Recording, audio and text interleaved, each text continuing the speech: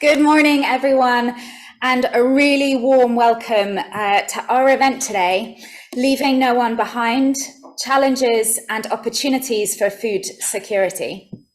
In just a moment, I'm going to run through what you can expect from today and from this exciting conversation that we have convened. But first, it is my real pleasure to hand over to Kirsten Niblius, Chair of the International Committee at KSLA, for some welcoming remarks.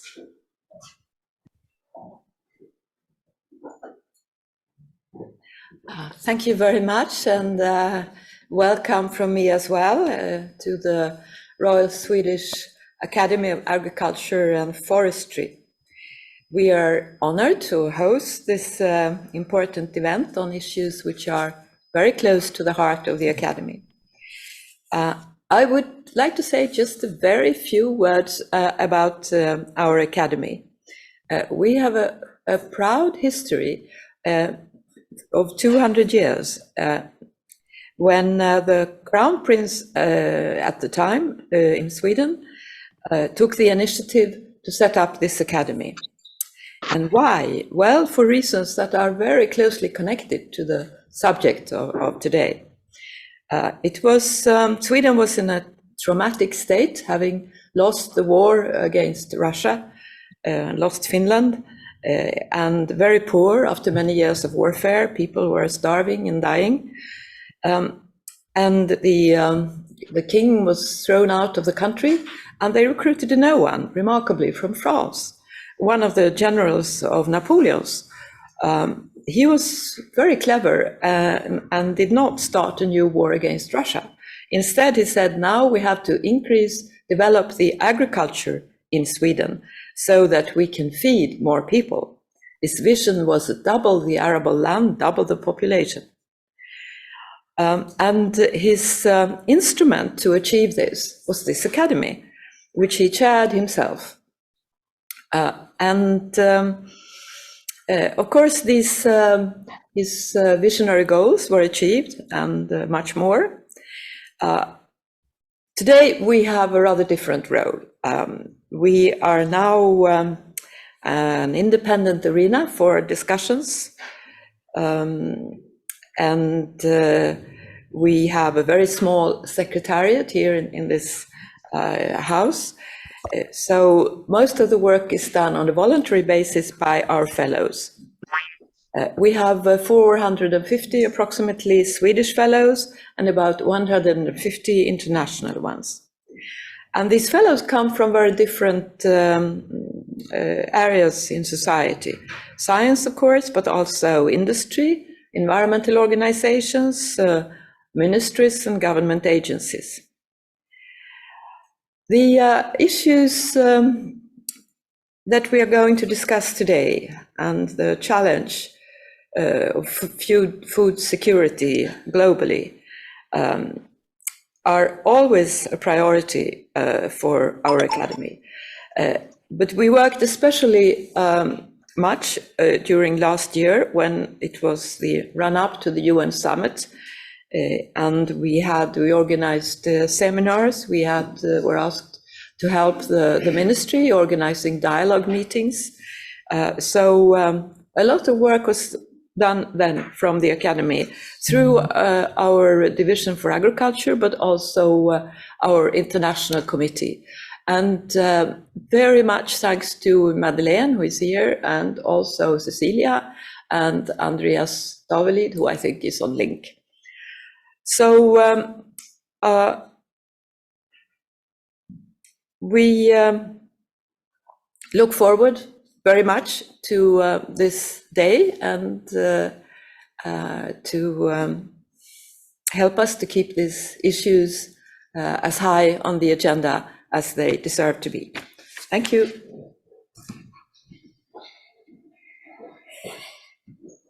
Thank you so much for that really warm welcome, Kirsten. My name is Katy Harris. I'm a Senior Policy Fellow at the Stockholm Environment Institute and also Director of the Adaptation Without Borders Global Partnership, which is looking particularly at the links between climate change and food security in a globalizing world.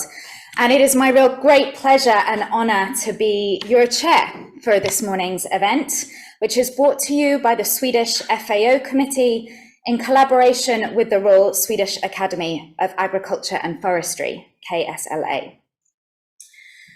World Food Day in 2022 is being marked in a year with multiple global challenges, including the ongoing pandemic, conflict, climate change, rising food prices and costs of living, and international tensions. All of this is affecting global food security as people around the world suffer the domino effects of challenges that know no borders. This seminar will present some of the challenges, but also some of the solutions for global food security. And we'll really discuss the importance of multi-sector collaboration to achieve the Sustainable Development Goal of zero hunger. So we're going to first hear from a panel of eminent speakers who will share their perspectives on the current challenges for food security. After a short break, we then hear from a range of experts who can talk us through some of the opportunities that we can harness to ensure that no one is left behind in our efforts to end global hunger. Just like to say a really warm welcome to everybody joining us online for this seminar from countries around the world. And I would like to encourage both those here in the room with us today and those joining online to please post your comments and your questions and reflections in the chat. We would love to hear from you, and we will be putting your questions to the speakers in today's session throughout the event. And we will also have a dedicated session later on this morning where we will have a collective discussion. So please do post your comments. We have a really impressive range of expertise and impressive range of perspectives from around the world who are joining us online, and we'd like to hear from all of you. Together, we'll explore how we can pave the way towards a more inclusive food system for all.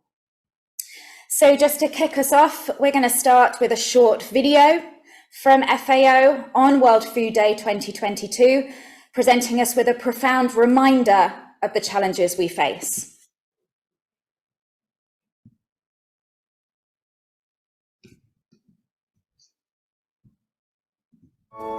8 billion people, one agri-food system. Conflict, climate change, slowdowns and downturns. Inequality, rising food prices.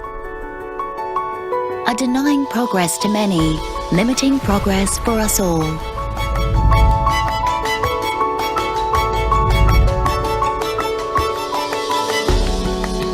What affects one impacts many. Sustainability starts with equal opportunity. Equal opportunity for farmers, producers, and consumers, and care for the environment. Let's build a world with more and good quality food that is safe, nutritious, and affordable for all. Leave no one behind.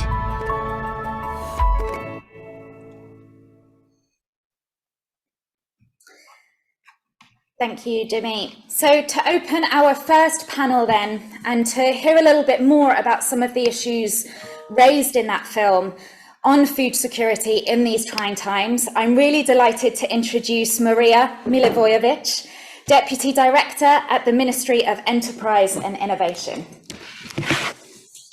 Thank you so much for that introduction, and thank you for having me. Dear colleagues, dear friends, good morning to everyone. It's an honor for me to kick off this celebration of the World Food Day 2022. My name is Maria Milivojevic, as was said by the moderator, and I work at the Ministry of Enterprise and Innovation. And for those of you who follow Swedish politics, you know that that ministry will soon be the Ministry of Agriculture and Infrastructure. And I have, for the past 7 years, been responsible for Sweden's work with FAO, the best job I've had so far.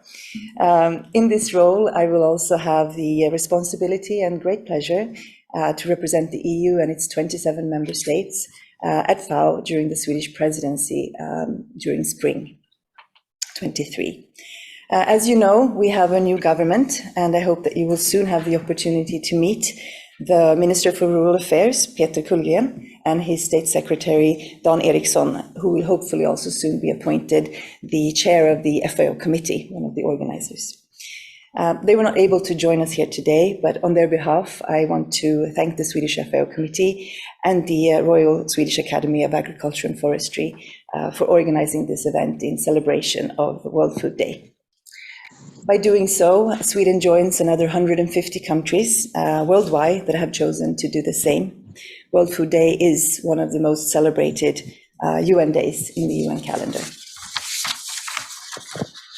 But this celebration is one which is marked by discouragement and concern. The State of Food Security and Nutrition report, the SOFI report, as it's known, which I hope you've all read, paints a grim picture. And I won't go into the details because we have our FAO chief economist, Maximo Torero, who will speak to you in just a moment, and he will provide you, I think, with all the relevant data much better than I ever could. But if you haven't read it, you really should. And I think the link can be found also in the invitation to this seminar. As the moderator already listed, and that was already mentioned in the film, we are facing multiple global challenges.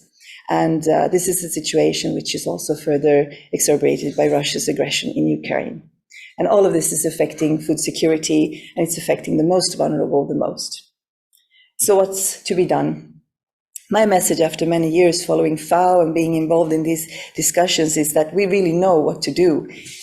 We have the data, we have the solutions, and we have the means to do it. And there are some hopeful signs. I believe that the systemic approach that is now emerging, the moving away from silos, can make a difference. And some examples I want to mention. Food security has been a matter discussed at the UN Security Council.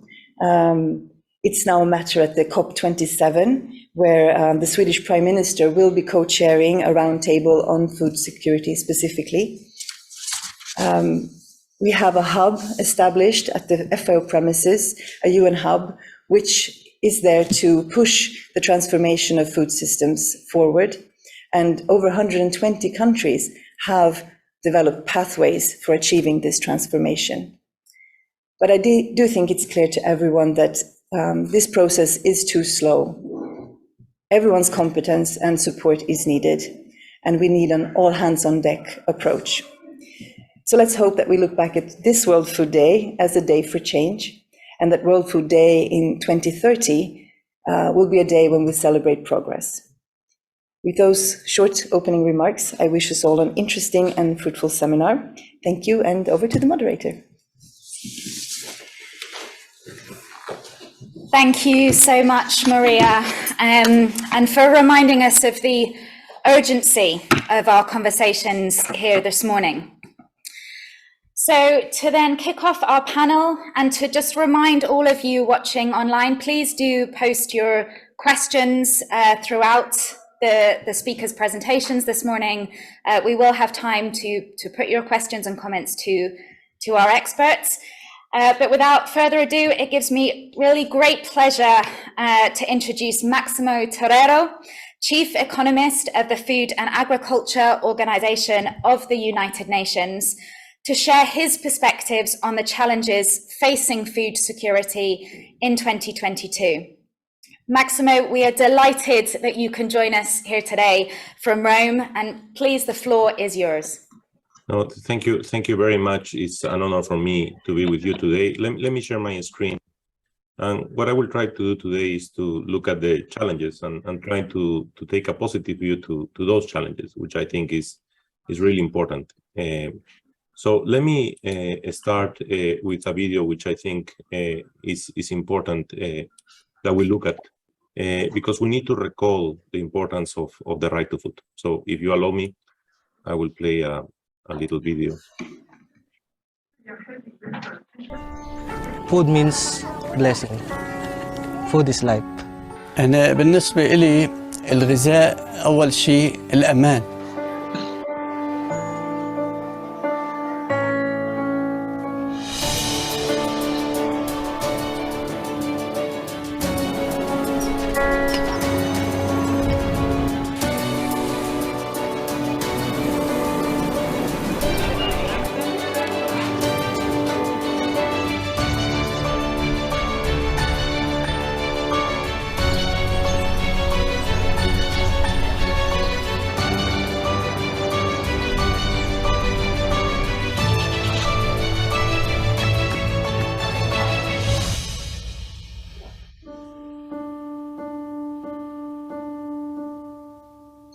So it's important to understand that we can achieve this and we need to change substantially the way we are doing things to be able to achieve SDG 2, but it's important to understand also that there is a right to food that we need to respect. So what is the situation today and why we need such a big change in the way we operate in the agri-food system? Today, if we rank the drivers of food insecurity, the first one will be conflicts, followed by slowdowns and downturns, where COVID-19 has substantially operated and affected many countries, especially the most vulnerable, and of course, climate variability and extreme. And climate change affects in 4 dimensions. It affects in extreme temperatures, it affects in increase in rainfall or lack of rainfall, it affects in terms of variability, because that makes more difficult for farmers to make decisions, but it will also affect in the way diseases will evolve. That's something that we need to be very careful about. And all of those drivers, of course, affect the cost of affordability of healthy diets.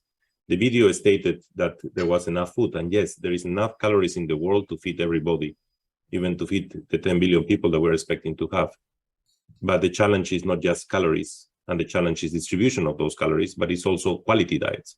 And for that, still we are not there, and there is still a gap in the 9 food groups that we need to have available to satisfy the needs of the population and increasing population.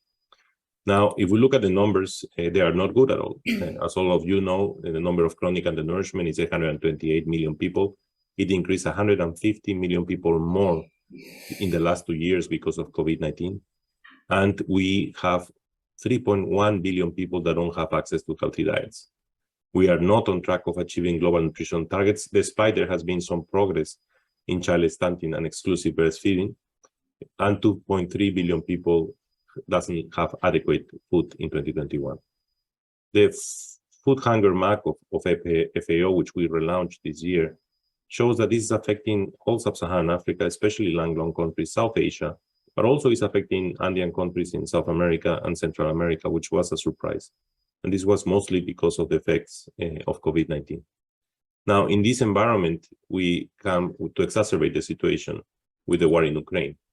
And these are the 3 scenarios that FAO projected. And today, in the current situation, we are moving to the last one, the most severe one, which means 13.1 more million people will be in chronic hunger, or what we call chronic undernourishment. And the reason is because Russian Federation and Ukraine represent 30% of the cereals exports in the world. And in the left-hand side, you see how many countries depended more than 30% on imports from these 2 countries. And on the right-hand side, another dimension is the fertilizer, which Russian Federation being the first exporter of nitrogen, the second of phosphorus, and the third of potassium. All these challenges have exacerbated the situation even more, and that's why our food price index was historically high in March of this year, although in the last 6 months there has been decline, and I will elaborate on that. But when you have a situation like this, that is a situation where because of high concentration of exports of cereals and of inputs, fertilizers, countries react, and they react very quickly to this. And they normally don't react in the way that they should react. And that's what happens in terms of trade. And what you see in this graph is how much the trade was restricted. So the vertical axis shows the number of calories being traded, and the horizontal, the weeks.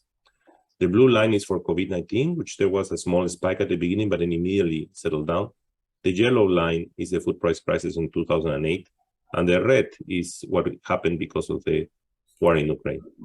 As you can see, the level of export restrictions substantially increased up to 17% and for a longer duration than in the food price crisis in 2007-2008. And latest, in the last weeks, it had decreased, but now it's increasing again because of the restrictions being imposed in rice.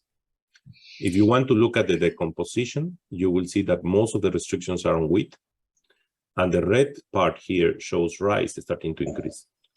And this is extremely dangerous because rice is a major staple for the world, for South Asia, but it's also the major imported commodity in Sub-Saharan Africa. So Sub-Saharan Africa is the major importer of rice in the world. So if something happens to rice, which had not happened up to now, this year rice was doing extremely well, it could be extremely dangerous. And what happened in Pakistan with the flooding, which is the third exporter of India rice, show us the vulnerabilities that we have, and that's something that we need to carefully look and assess. Why? Because all this is reflected in prices. And prices, as you can see here in nominal and real terms, have been substantially increasing. They fall in the last 6 months, but in the last month, in the month of September, the fall was mostly because of oilseeds, but cereals start to increase again. And they increase because of two reasons: because of vulnerabilities of climate in some key exporting countries, and also because of the uncertainty on the renewal of the Black Sea Agreement. So we need to be monitoring this very closely. Now, the second dimension, which is affecting countries, especially net food importing countries, is the strengthening of the dollar.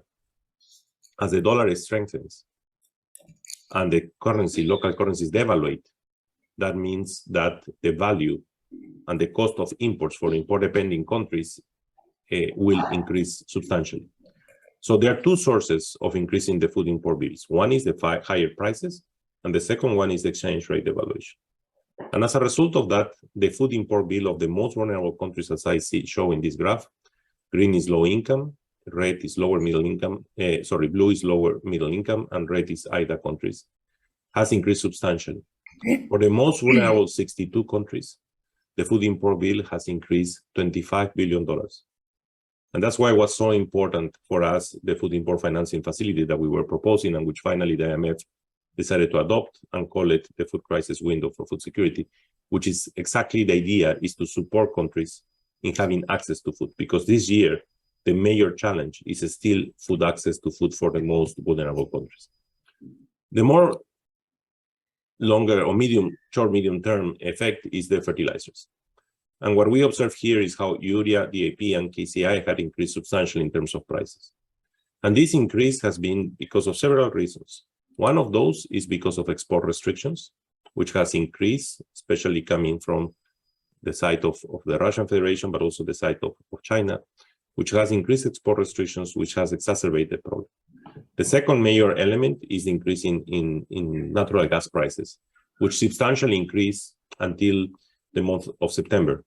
And that make and accelerate the closure of nitrogen plants in Europe. And Europe was a net exporter of nitrogen.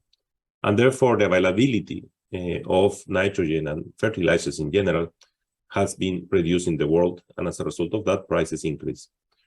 The major challenge we have right now, because natural gas has fallen substantially in the last 3 weeks, which is really good news. And we hope that this will allow some plants to reopen. But still, we have a problem of scarcity of potash.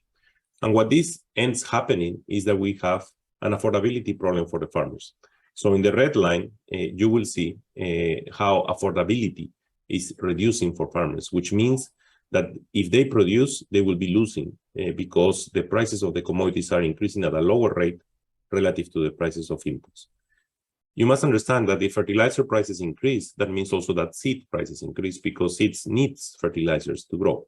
And therefore, all of the inputs, including transportation costs, has been increasing, and that has a significant effect on the affordability of farmers, and that's something to look at. So what this brings us up? It brings us up to a system, an agri-food system, which is under risk and uncertainties. Risks is when you can predict the loss function, you can predict what will be the damage, therefore you can insurance. But uncertainty is something that you don't know the loss function, and therefore you cannot predict, and makes it a lot more difficult. So we need to change the way we think in agriculture, because we cannot think of it of an environment where there is no risk and uncertainties. FAO has divided the risk in 3 blocks: the humanitarian risks, where we need to react immediately to supply the needed food, to avoid migration, and to support refugees. And that is something that has to be an immediate response. And for that, we need to be prepared But we also need to be prepared to help on humanitarian in also allowing them to grow food, because that's a lot more cost effective than just cash transfers or food transfers. The second set of risks are related to the macro environment. And of course, energy and inputs relationship and biofuels is really important. We knew the relationship with biofuels. We didn't knew before the relationship with fertilizers. And that's important because that affects that any change in the energy mix will immediately have an effect over fertilizer prices, and that will have an effect over food security. Debt, growth, and exchange rate, especially debt and exchange rates, are central. 62 countries are facing significant balance of payments problems. And these 62 countries are food importing countries, are countries that depend on the prices of import food and depend, of course, on the exchange rate levels. And therefore, it's really important to be careful on that. And finally, nuclear contamination can destroy fields and operation in land for more than 10 years. So we also need to look carefully at that. And the third block of risk are related to food and agriculture. And here, of course, we have the inputs that we were discussing already, the trade that we already discussed, which is so important, and the logistics and infrastructure. COVID-19 showed to us how important logistics and infrastructure were. And that affects production and will, of course, have a correlate on prices, but also on diseases, which we need to monitor very closely. Now, all this is happening in a world where we have population growth and urbanization, climate change, and water stress. And let me look at those three long-term drivers because they're extremely important. First, in terms of population growth, we know that the interaction between population growth and demographic changes impact food demand, trade, and markets. And urbanization is associated with considerable changes in lifestyles and consumption patterns. Extreme population growth will happen in Asia and Africa, and this will increase food demand. And we know that if we continue the current trend, Sub-Saharan Africa will surpass Asia in terms of the chronically undernourished people. Climate change is a little bit more complicated. Changes in climate variability, seasonality, and extremes have impacted agriculture and food systems worldwide, including crop, livestock, fisheries, and aquaculture and forestry systems, resulting in acute food and water insecurity among millions of people, with higher negative impacts in mid and low latitude regions than in high latitude regions. Climate hazards and their impacts range from the negative effects of ocean warming and ocean acidification on the productivity of shellfish, aquaculture, and fisheries, to increasing extreme temperatures and precipitation events causing crop failure, heat and cold-stressed livestock, as well as droughts and wildfires depleting forestry systems. In particular, the main climate biotic hazards affecting crop systems will include temperature, crop cycle duration, precipitation, sea level rise, weather-related pests, and many others. So we need to look at all those, the atmosphere changes, the weather-related pests and disease, and the droughts and wildfires. The most exposed locations and communities are located in Africa, Asia, Central and South America, and small islands and the Arctic. Also, we need to understand that climate change will endanger the production of major crops. And we have done some simulations based on the latest IPCC scenarios. And for example, for maize, the most important crop in terms of global production and food security, the global productivity will decline between +5% to -6%. For wheat, from 5% to 9%. And for rice, from +23% to +2%. So we need to look at these challenges. We need to look at the locations where this is going to affect. Because the consequence of this is that this will have an effect over trade. And regions projected to experience declines in agricultural production will need to increase imports. And countries where agriculture accounts for a large share of GDP and employment are particularly vulnerable, as you can see in this map. The red, the decline, means the decline, and the green means where it will have an increase in inputs. So we need to be very careful on how we assess the situation and how we need to be careful that we are prepared for this type of situations. And finally, water stress. 128 million hectares, 11% of rain-fed cropland, experience high to very high severe drought frequency. And 656 million hectares, 14% of pasture land, experience high to very high severe drought frequency. 171 million hectares, 62% of irrigated cropland, experience high to very high water stress. And this is affecting 3.2 billion people which live in agricultural areas with high to very high levels of water shortage, scarcity, and out of which 1.2 billion, a sixth of the world population, live in agricultural areas with very high water constraints. Now, this brings up how important global value chains will still be there. And of course, we need to try to shorten value chains when we can do it, but global value chains will be central. And there has been an increase and an improvement on global value chains. And global value chains, when it crosses 3 borders. Any product of food that you buy in a supermarket, which is not a raw food product, has a multiplicity of inputs from different countries. That's a reality, and that's a reality we need to understand. But also, we need to find ways in which we can increase production, to diversify production in the world, and that we can shorten value chains when possible. But that doesn't mean that we need to restrict and go against the creation of global value chains. Regional trade integration will be central. But what we are observing is that trade intensity is higher within rather than across regions, and geographic proximity, similar preferences, and trade agreements help to shape regional trade clusters. But there is a distinct regionalization of trade in all regions, with the exception of Africa.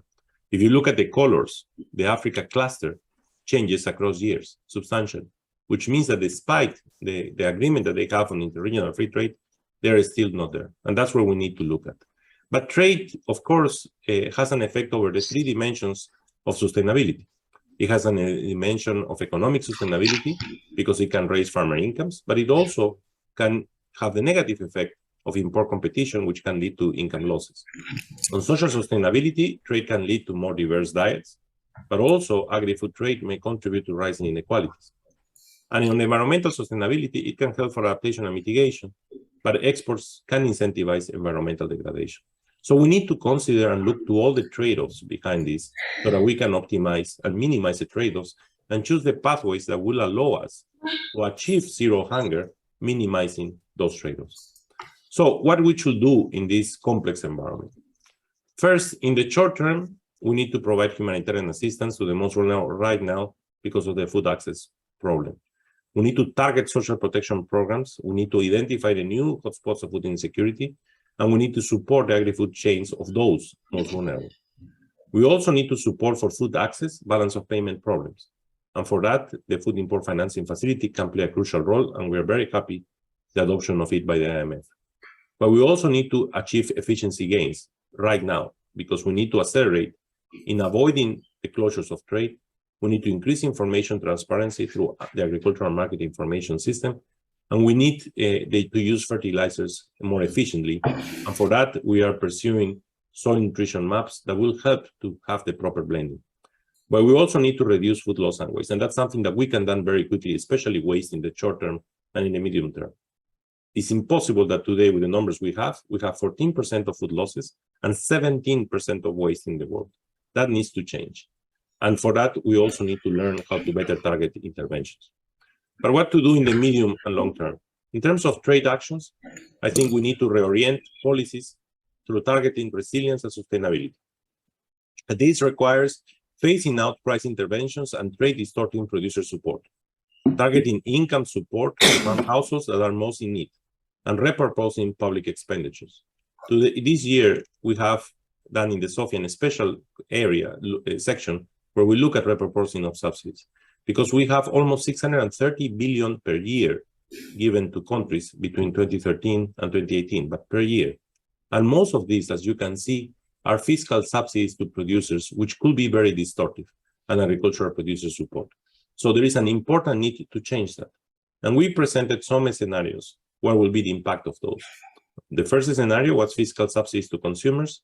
The second was fiscal subsidies to producers. And the third one was on price incentives. And in the arrows here, you will see the orange indicates trade-offs and negative outcomes.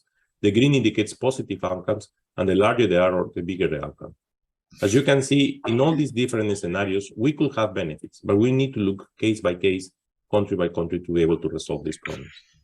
We also need to reduce disruptions through more transparency, as I mentioned before, and to avoid export restrictions. This is not the time to do that, and we need to strengthen the WTO. And finally, we need to unlock the potential of trade through trade facilities.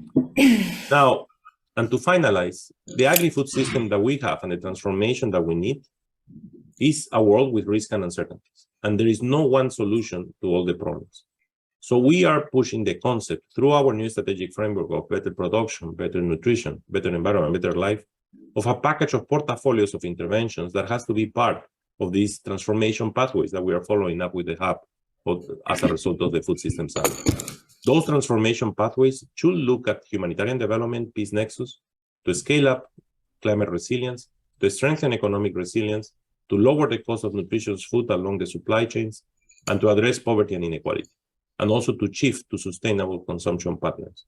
But this can only be done if we understand clearly that we have a system, and these systems brings together the environment, the health, the social side, and other actors and other systems.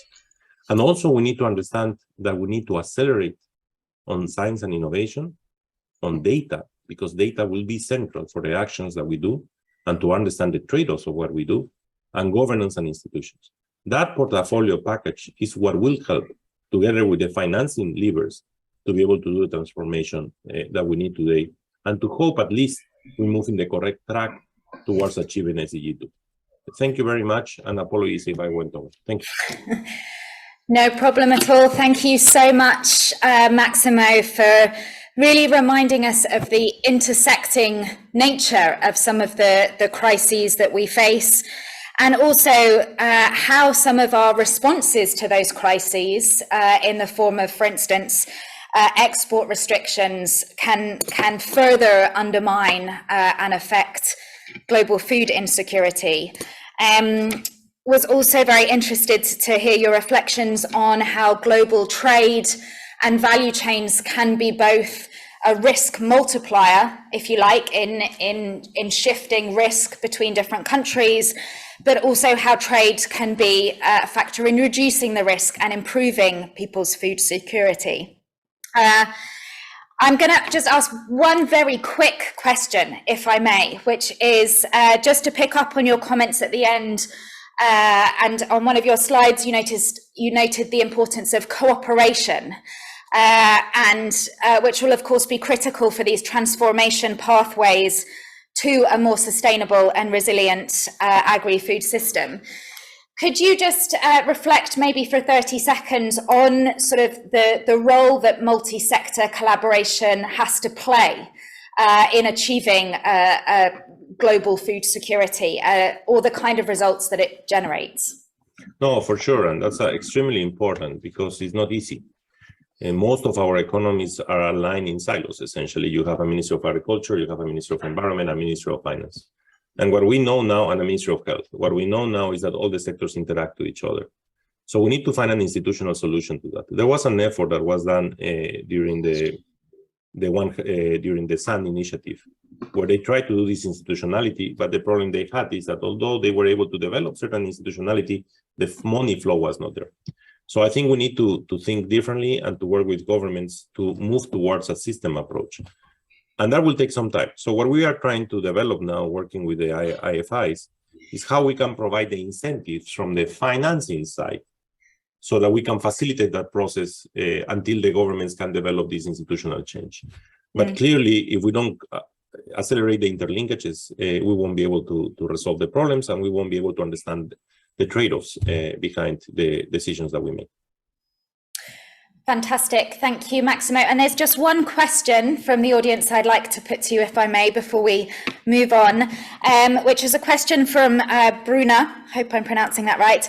How do you differentiate the investments in large-scale production versus small-scale production on these sort of predictions and suggestions? No, I think they complement each other. We must understand. So, for example, let me take right now the problem of fertilizers. For sure, we need to assure that the global production is there, because that's what will assure that you have food security next season. Of course, there will be smallholders and countries that use very little fertilizer today, that any change in their access will have a significant impact. But we need to look at them at the same time. But if we don't look at the big producers together with the small ones, we won't be able to accomplish. So again, it's a way of doing a transformation with inclusion. So we need to complement both. We cannot move into the extremes. That would be the biggest mistake. Fantastic. Thank you so much, Maximo. I'm now delighted to welcome our last speaker in this particular session on the challenges for global food security, Dr. Caroline Delgado, Senior Researcher and Programme Director at the Stockholm International Peace Research Institute. And you're going to be reflecting on the impacts of conflict on food security around the world. So Caroline, the floor is yours. Thank you, Katy, and I'm very pleased to be here and to participate in this important event. If you could please switch to the first slide.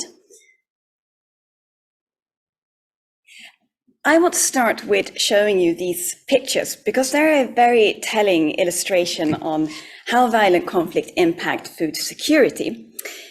These pictures are from South Sudan, from one of the areas that are most affected by violent conflict, climate change, and as a result, also record some of the highest levels of food insecurity in the country.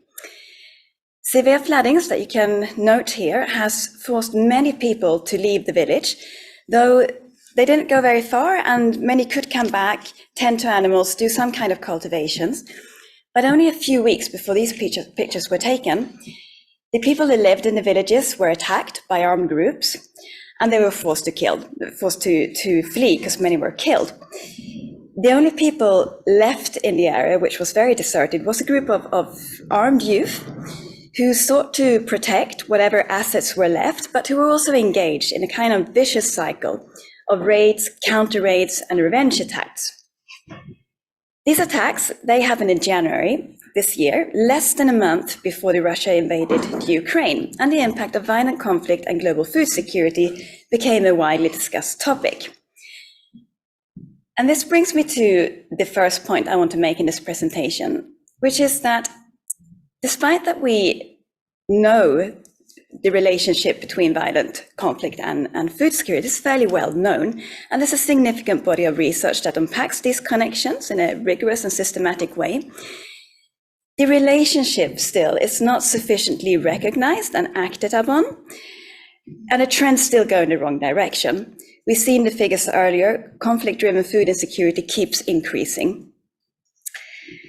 You can take the next. A few points just to illustrate this claim. And here I'm just listing the different kind of pathways through which violent conflict can impact on food security and vice versa. I won't read them through, but it's just for background. But just go back, a few points to support the claims that I was saying that we're not sort of taking this relationship seriously. We can look, for example, at the UN Food System Summit that happens last year around this time, which was a really important summit.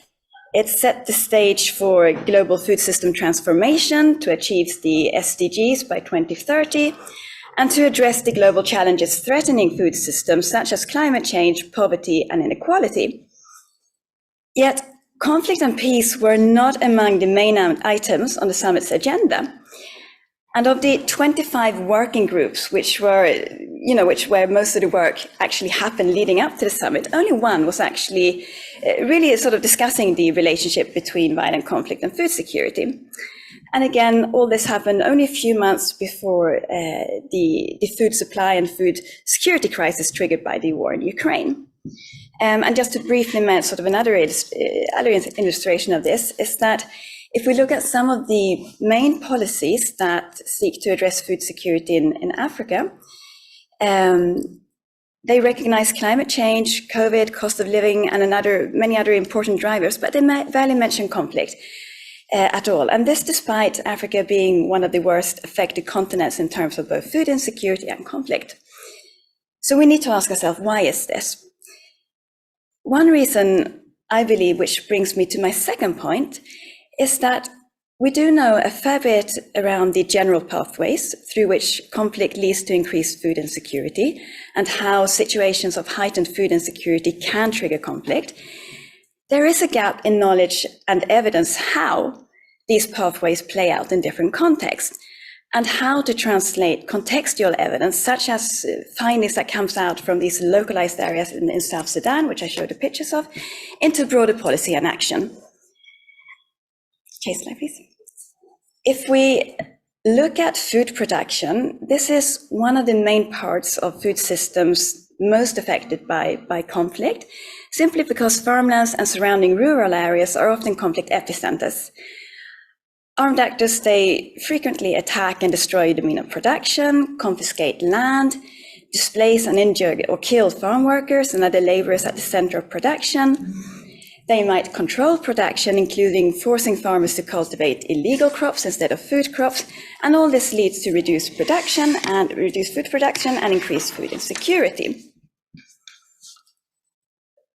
Violent conflict also negatively affects the distribution and marketing of food, so we have elevated transport risks, and the related distribution delays can lead to supply reduction, which we've seen now very clearly with the war in Ukraine.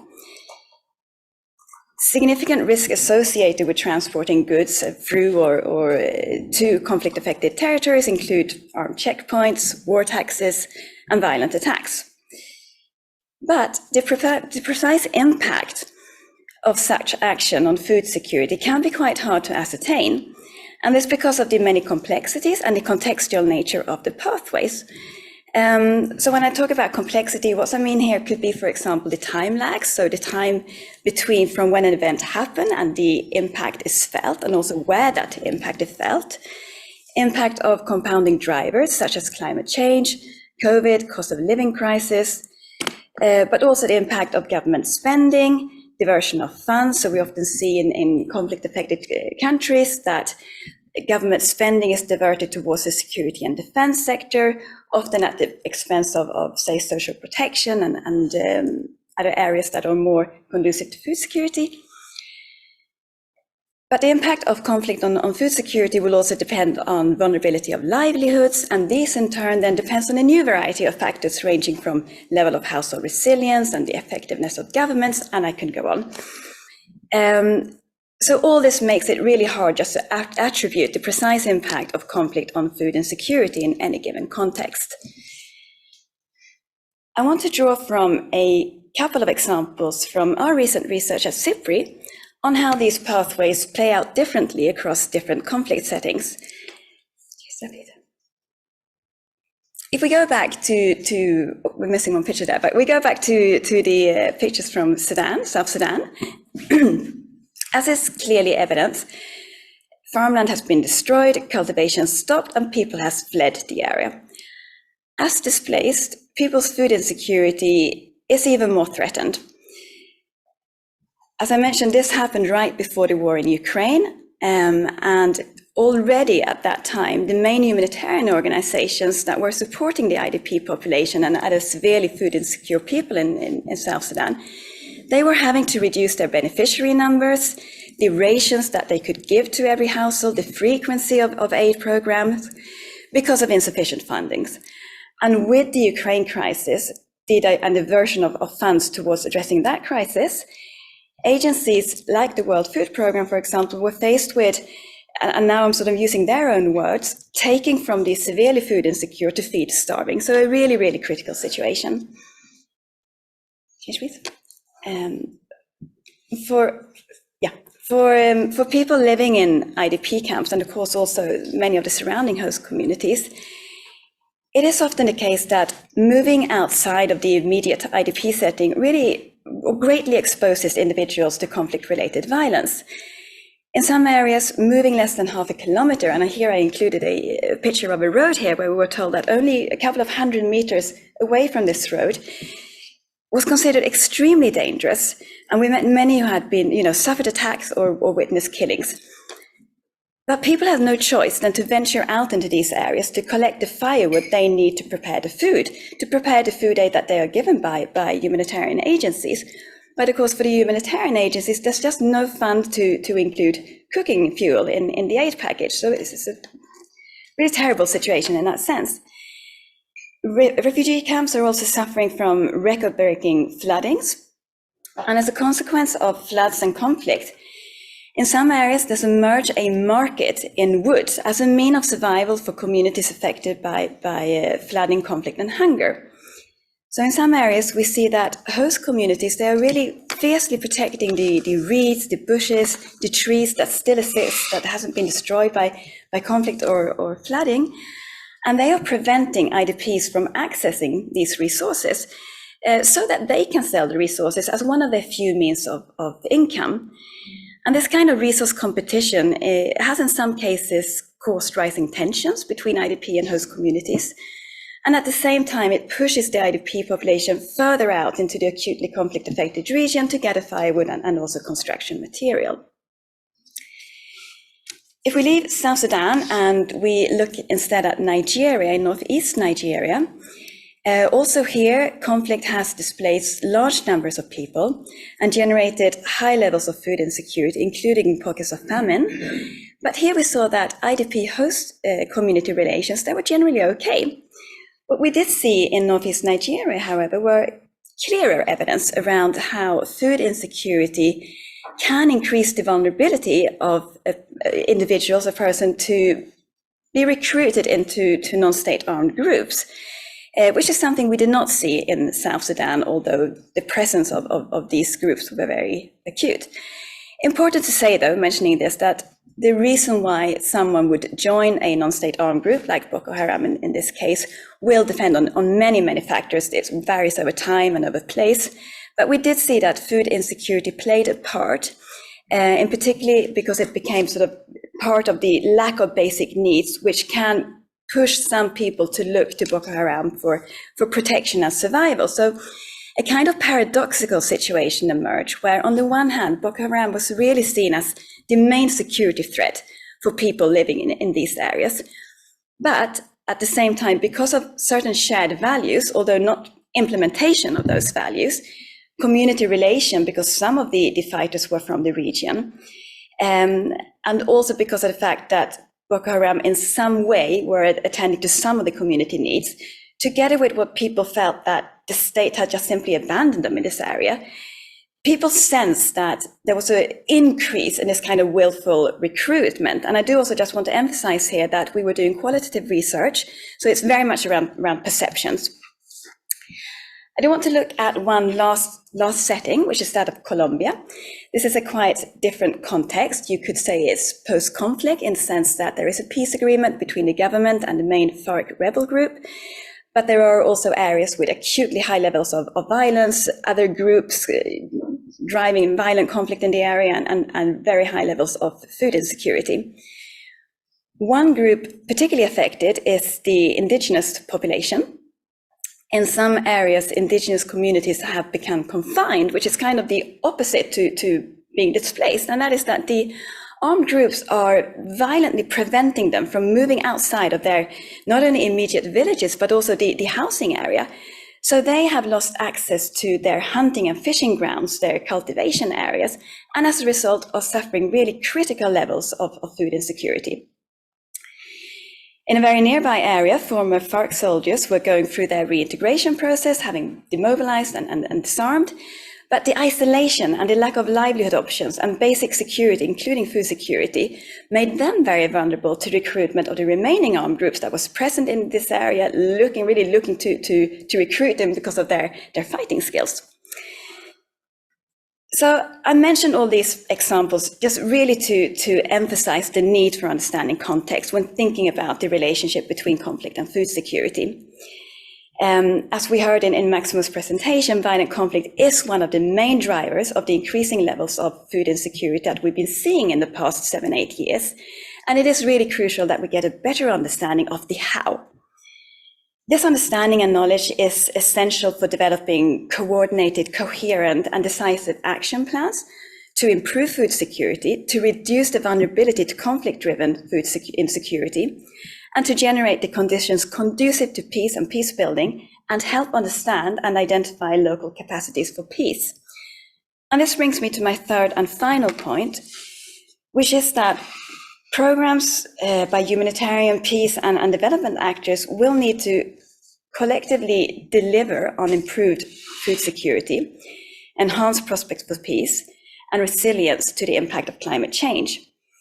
And to this end, it's important to base all activities on thorough assessment of local context and therefore listen carefully to local voices what they have to say about the problems and the possibilities on the ground. It is difficult, but it is also possible. We've seen many encouraging initiatives that seek to ensure that food security interventions are conflict sensitive, have a degree of intentionality towards addressing this two-way relationship, and thereby do also contribute in different ways to enhance peace. Some of these are very small scale, but this does not necessarily make them less relevant. Peace needs to happen at all levels, from the very local to the national and beyond. I won't stop there. I'll end with reiterating my three main points, which is one, the dual relationship between food security and violent conflict is not sufficiently recognized and acted upon. The second one is that there is a gap in knowledge and evidence of how these pathways play out in different contexts and how to translate contextual evidence into broader policy and action. And third, the need to collectively deliver on improved food security, enhance prospects for peace and resilience to the impact of climate change, ensuring local voices are heard and local capacities for peace identified. Thank you.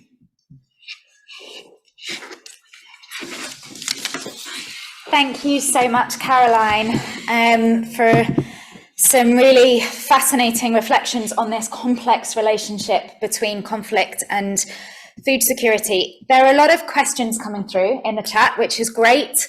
A couple of them I think we could put to a wider range of our panelists. So both those from Inga and Ingemar, I haven't forgotten your questions, but I will turn to them in our Q&A later on. But there is a question here from S.A. Nielsen that I would like to raise with you now, if we may, just before we take a break. So it particularly relates to Colombia and the fact that there has, there's a process ongoing of land reform in Colombia where the state brought land and divided it out among the former FARC combatants. And Esse would like to hear whether you've got any comments on the impact of this. I would like to broaden out the question, if I may, to also say, or ask, do you have any examples of food security interventions that contribute to peace? That might be one example, for instance, but any remarks on that? Thanks. I think really good and connected questions, right? If we look at the specific one on land reform, first thing to say, we were in Colombia doing this research in late 2019. And one of the issues that we saw there, where we visited the different sites where former FARC members were going through the reintegration process, was that there was some really, really good policies and programs, but it really lacked the funding. So they never really got off ground, but the people had demobilized, they had disarmed, and they were sitting there waiting, and very little had happened. And that really made them lose the motivation to stay on the program, confidence, of course, in the government. And the problem being, of course, that there's so many other groups present who are still, still driving violence, and who these sort of demobilized FARC soldiers are a good recruit for them. But what we saw there was that there were food security interventions, livelihood interventions that were kind of part of both official and unofficial programs there, and that helped keep these people engaged. It was not sufficient, of course, in the long run, but it was one of those kind of stopgap where sort of waiting for the bigger government programs to kick in, and that was important. I think the policies that, or the components that are in the peace agreement about land reform and the kind of distribution of land, not only to former FARC soldiers, but also for a lot of people who are without land there, is fundamental. I mean, that is kind of, I think, if they don't manage to do that, then I think this is quite dire prospects for Colombia in the future. And maybe on your question there, is related to what I said, but I also think it was an interesting approach that we saw with the indigenous community about sort of how you can contribute to peace. Is quite different from this more international focused. The communities we visited that were confined they did receive food aid from humanitarian agencies who were allowed to enter the areas, obviously on the conditions on the armed groups. So communities were surviving on that food aid, but the communities themselves, they spoke of food aid that, in addition to meeting their basic needs, allowed them to remain on their land. And in a particular way, they kind of used confinement as a means of resistance. Mm-hmm. This is not to diminish the real incredible duress and risk to their lives of living in confinement, but these communities have fought really hard, I mean, really since colonial time, for access and recognition to their ancestral land, which is fundamental for their survival. The communities, indigenous communities, have been and continue to be disseminated, and tribes are made extinct. So they really do not want to leave their land, and only fairly recently that they got a constitutional recognition to their land. If they displace, they have a real well-founded fear that they will end up in marginalized IDP settings. They will lose access to their land, they will lose their culture and tradition, and it will become a kind of existential threat to them. So they clearly articulated that peace for them is to be able to live on their land according to their tradition and culture. And this is something that's actually recognized in the peace agreement and the concept of territorial peace that underlies that. So in this case, food security helped them do this, because in the end of the day, if there were no food security interventions, they would not have anything to eat. So they would be forced at one point to displace, or they would face starvation. So that's one other way where it becomes very, very local, but equally important in that setting for contributing to peace. Fantastic. Thank you so much, Caroline. It wouldn't be an event in Sweden if we didn't break for fika. So a cup of coffee and a slice of cake. So we're going to take 5 minutes now. For those of you watching online, please have a short break, and we'll see you back in just a few moments.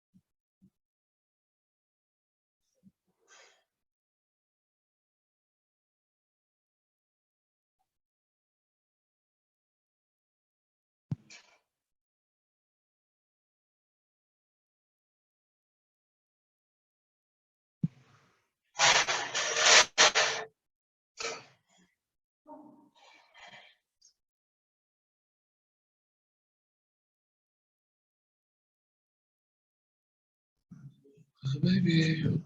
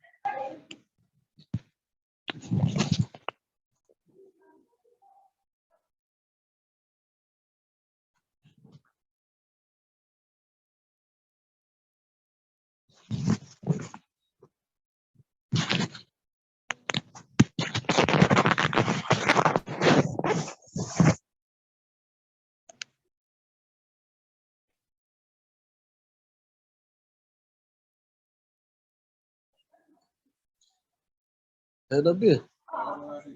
Vipi? Mambo yanaenda? Siku hizi upo mjini nini?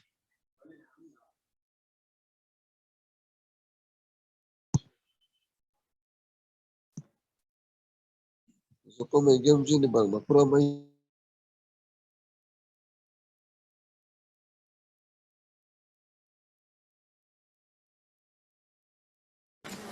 Welcome back, everyone.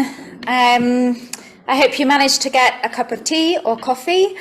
And we're going to continue these fantastic discussions.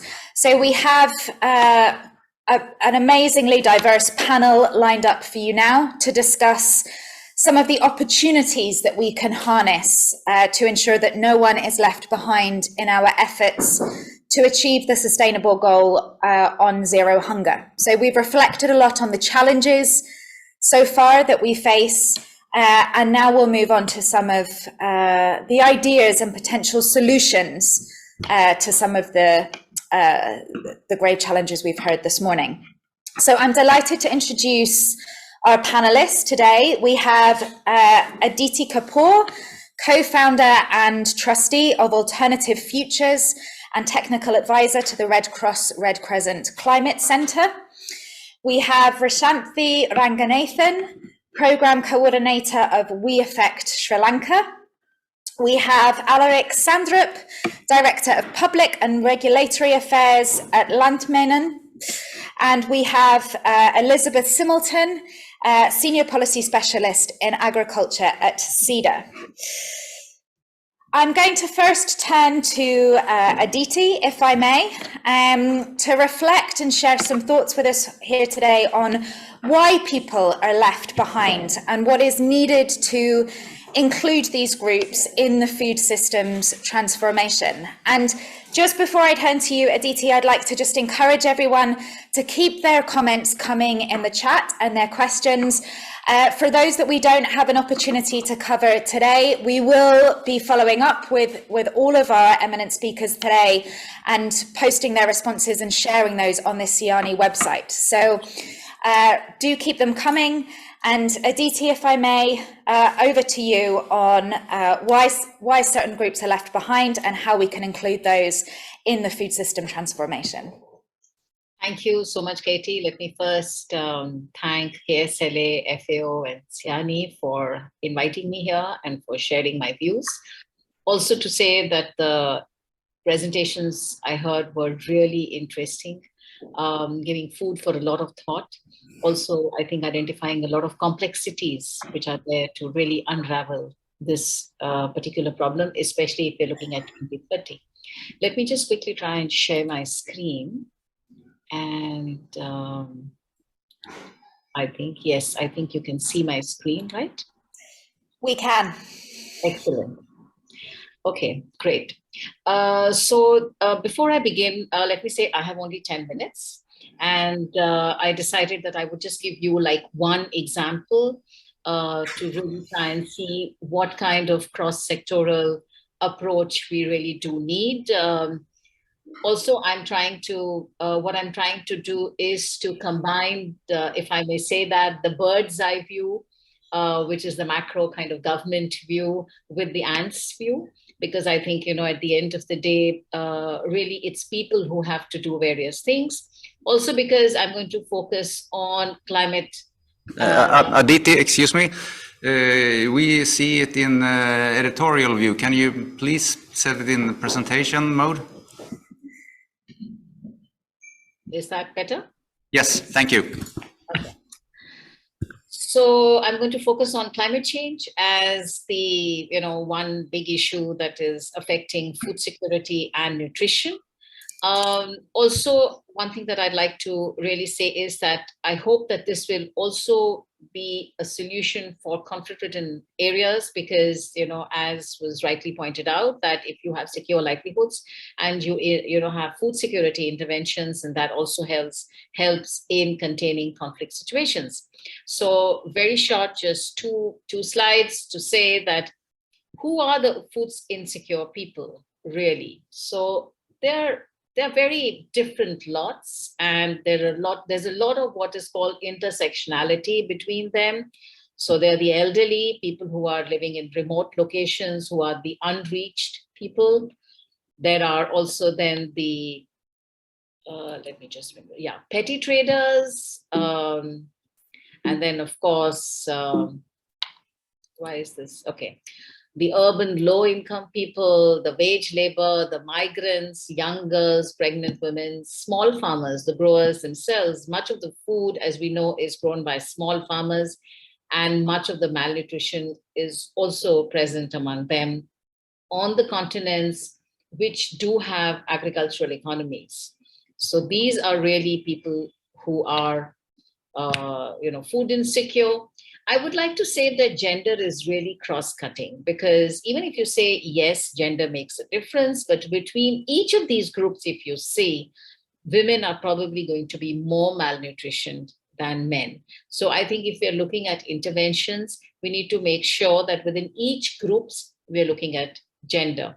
Also the urban, if you're looking at urban food insecure, we find that while there are a lot of nutritional deficiencies in people who live in rural areas, in urban areas, the people who are low income groups, migrants, etc., are the ones who really have what are called lifestyle diseases. So a lot of the diabetes, blood pressure, is actually affecting the urban low income people because they don't have access to nutritional food, fast food, Maggie noodles, burgers, a can of Coke is so much cheaper and easier to get than to actually source in towns good nutritious food, leafy vegetables, fruits, etc., and then to actually cook them, have the fuel, the water, everything, and then to make it and to consume it. So I think that is something that is often not looked at. Of course, the FAO 2022 report does point this out. ADB has done a very comprehensive report on this for South Asia and for India.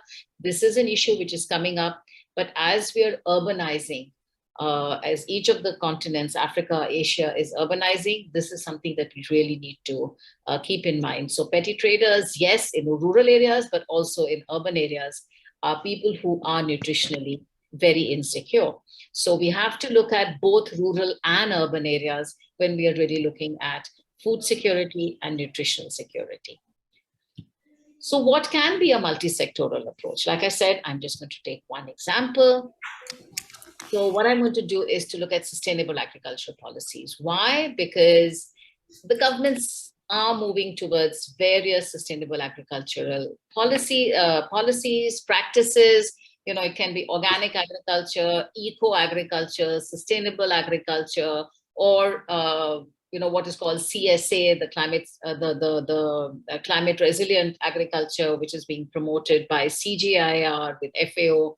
So, whatever you might say, these are agricultural policies which are encouraging more of natural inputs. And it was interesting to hear Maximo Torriero say that affordability of fertilizers has gone down by farmers. Well, they are investing a lot in rejuvenating natural resources and using organic material and their labor. Women are the ones who are putting in more labor. So I think that's something that's interesting. And this also kind of reflects on the three kinds of risks that were pointed out by Maximo Torriero. And this kind of overlays all the three risks. It's a common thread for the risks for agricultural systems, agri-food systems that we spoke about.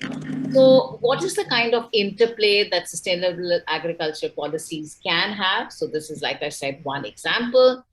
One, we see that agriculture departments in most countries usually only look at rural agriculture.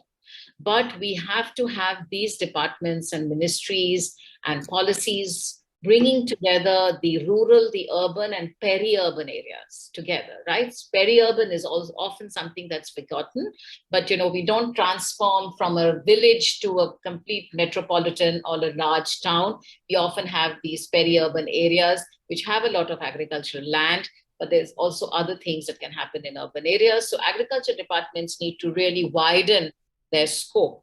That's one. The water departments, usually we find that the water departments in terms of security and the SDGs, when you're looking at the water related targets, they're looking at drinking water. But I think it's extremely important to prioritize water for growing food, because you cannot grow food without land and water. So land and water has to grow together. And if we have to secure food security, we have to secure water, not just land for people to grow their food. The other thing that we have to do is to change our benchmarks, right? So the health departments, when they need to look at food security and nutritional security with the statistical offices and measure gender and age disaggregated food and nutritional security, because as you saw in the previous slide, people, it's not just gender, but it's also age and occupation. But yes, age and gender is something that's extremely important. And to look at intra-household food and nutritional security, because that's the only reason that we will be then counting women. Otherwise, we don't count girls, adolescent girls, we don't count women, we don't count little girls. So that's extremely important.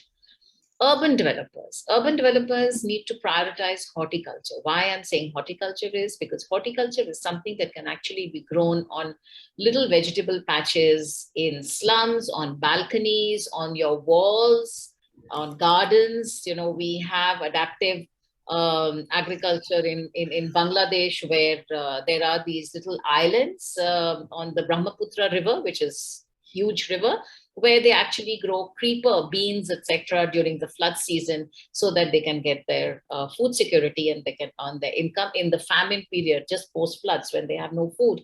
The floods have just washed away their crop fields. So I think horticulture is something that we really need to look at. Terrace garden, I grow my greens on my terrace. I think this is something that urban developers need to come up with. So you can have beautiful flowers on the walls and you can have green on the walls, but why not look at it from a horticulture perspective and really start growing foods and spaces for farmers, markets, etc. So I think those are things that urban development departments, agriculture, health department need to really start thinking about. My last point really is that urban developers and transport departments need to really think, how do we feed city dwellers, not from villages, but also from the cities themselves, so farmers, markets, etc., but also the peri-urban farm products. How do we have these, transport systems, green transport systems, where we can get food with less food miles? So I think a lot of talk that happened on trade, if we're really looking at growing our own food, especially horticulture, that would take care of a lot of our nutritional security. It's easy, people grow vegetables here in gunny bags, in pots. So there's a lot of things that can be done. And I think that's a new way that we really need to look at food and nutritional security, agriculture, urban development, and also who are we measuring? How do we measure who's nutritionally secure and who's not nutritionally secure? So it's very important to intersect the different ministries and rural and urban areas and the different food insecure people. And that's one example I thought I would really share with you. Thank you so much. And I'm happy to answer any questions now or later. And it's a pleasure being here. Thank you. Thank you so much, Aditi. Fantastic. Thank you for laying out so clearly for us who is facing food insecurity and a really concrete example when it comes to sustainable agriculture of what sort of multi-sector approaches could look like and how we need to engage and why. All those different departments, from agriculture to water to health to transport, as well as developers. So it was a really fascinating presentation for me. Thank you so much. I would like to just pick up on gender as this cross-cutting issue. And you discussed how sort of women and girls are often disproportionately affected and often facing the greatest levels of food insecurity across these different groups. I'm wondering your thoughts on how can we better both empower and enable women and girls to be part of the solution, to be part of efforts to be achieving global food security. Where does that start? Where do we begin? Very good question. I think, so they're already part of the solution, because much of the food, actually the burden that's happening, especially in horticulture. It's women and girls who actually do most of the work. So they're really part of the solution. But I'd like to go back really to what Maximo Torero said about data. I think we don't have data. So both in terms of, malnutrition and food insecurity for women and girls, but more important, I think it's important to change our benchmarks so that when we are really measuring food insecurity, what is it that we really mean? How often are we changing our data? How local is our data? So now that we're talking about SDGs, I think it's important to start looking at data from the local level. So the local self-governance bodies, for instance, we have panchayats here, we have in Nepal, in a lot of other countries, we have these local self-governance bodies. I think it's important for them to do an annual data collection of what is it, that hunger and food insecurity really means, what are some of the drivers, and then to do a gender disaggregated and an age disaggregated data there. I think why I'm emphasizing on gender and age is because women are not homogeneous. So, in a household, I know that women are given food after the men are given food, but the mother may be given better food than, say, a young girl. So who is it that's, more malnutrition? What are the kind of social security measures we might need? Because they might change depending on the data that we're collecting. So I think as part of the solution, I would like to say that we need much more robust ground level real-time data. And the second is that we need to recognize that a lot of the food and nutritional interventions and livelihoods interventions that we make need to target women and girls because they are the ones who are actually growing our food, but eating last and the least nutritious food. Thanks. Fantastic. Thank you so much, Aditi. We will come back to you during the Q&A in a few moments' time. But I'm delighted now to turn to Rishanthi Ranganathan, Programme Coordinator of We Affect Sri Lanka, who is going to take us on a journey to the local level. So we'll hear now a recorded presentation, but we do hope to have Rishanthi online to be taking part in the Q&A. And we'll hear now around what are the opportunities at the grassroots level in Sri Lanka and around how we can really ensure that sustainable agriculture is resilient to external shocks. Thank you so much.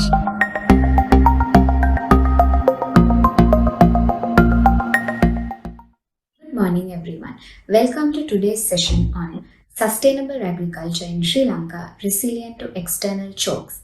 Sri Lanka is facing multiple crises. Among them, the one hitting its population where it hurts the most is food insecurity. As per UN World Food Programme's report, which was released in July 2022, 2 in 5 Sri Lankan households are not consuming adequate diets. Since mid-2020, food prices worldwide have been consistently rising. The prevailing Ukraine and Russia conflict added to the crisis. Ukraine, the largest wheat producer in the world, and Russia, the largest urea producer, which is a low-cost nitrogen fertilizer in the world, have reduced their supply to the world market, leading to a price increase in the international market.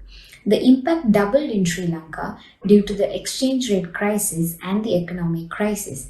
Evidently, the price of a 50 kilogram urea sack increased by 6 times from $16 to $140 within the period of 2021 to mid-2022, making cultivation more challenging. With food, medicine, fuel, and gas prices increasing consistently and facing severe shortage, the urban communities, particularly the poor, are greatly suffering.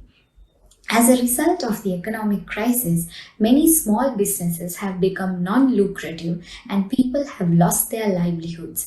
Moreover, food supply chains are disrupted due to the energy crisis. Large amounts of essential food imports have been stopped.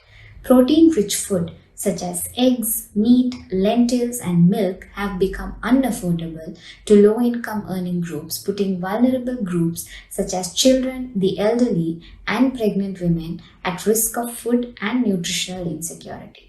But how are we going to overcome this, and how can we go back to our roots and try to address this issue? Today, I would like to give an example of how home gardening can be used for enhancing food security in Sri Lanka.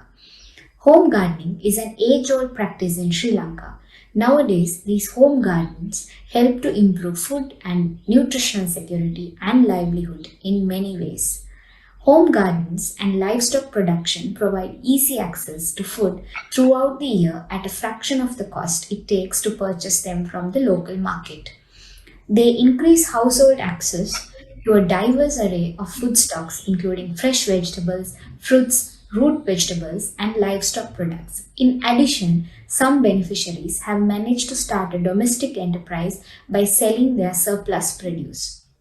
The adoption of simple value addition techniques such as processing and packaging can further enhance the marketability and net value of home garden products, helping families to earn extra revenue. In addition to these core benefits, home gardens have other advantages. They demand fewer resources than commercial agriculture. They can be easily managed and have higher energy efficiency rates. The productivity of home gardens can be systematically increased through eco-friendly practices, which also reduce some health and environmental issues commonly experienced in Sri Lanka.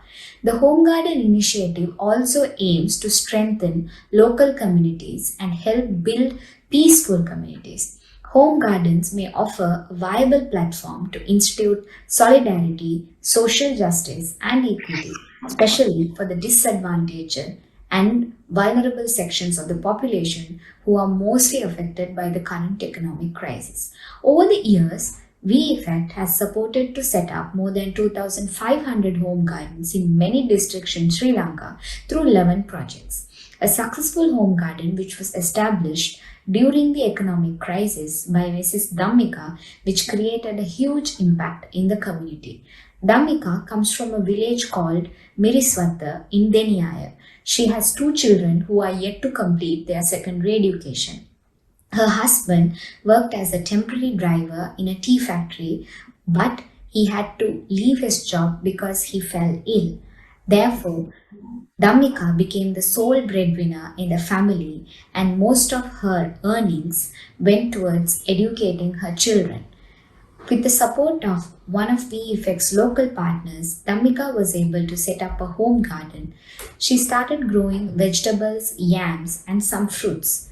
She sold the surplus at the monthly fair, which was organized by Milkop, who is also our local partner. Apart from this, she makes compost manure for her garden and sell compost manure to the members for a fair price. Her home garden model was one of the best models which was funded by VEffect because she did not stop with establishment of home garden, but she found new ways to sustain her business. She started a small poultry farm at her yard and earned extra by selling eggs. Also, Dhammika initiated a small ornamental plant shed at her home and started selling flower pots for a small amount. Even though she was engaged with home gardening and other businesses, she made time to engage with the community and give back to the community where she came from. She participated in labor exchange program of the members on a volunteer basis.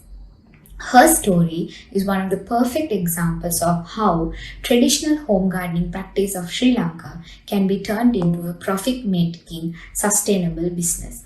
Although home gardens are viewed as subsistence low production systems, they can be structured to be more efficient commercial enterprise by growing high value crops and animal husbandry. A number of research studies have focused on evaluating the potential of real economic contribution to the household and local economy as well as social development. The fact that home production is less cost intensive and requires fewer inputs and investment is extremely important for resource poor families that have limited access to production inputs. Yet, it has been assessed that moderately rigorous crop and livestock production in home gardens can generate as much revenue per unit area as field crop production. In this scenario, countries around the world, especially a developing country like Sri Lanka, has been showing a growing interest to strengthen and intensify local food production to mitigate the adverse effect of global food shocks and food price unpredictability. Consequently, there is much attention towards home garden as a strategy to enhance household food security and nutrition. Home gardens are an integral part of local food system and the agriculture landscape of developing countries all over the world. Overall, VFX supports the inclusion and promotion of home gardens as an eco-friendly, sustainable agriculture practice to improve food security and enhance economic growth. Thank you.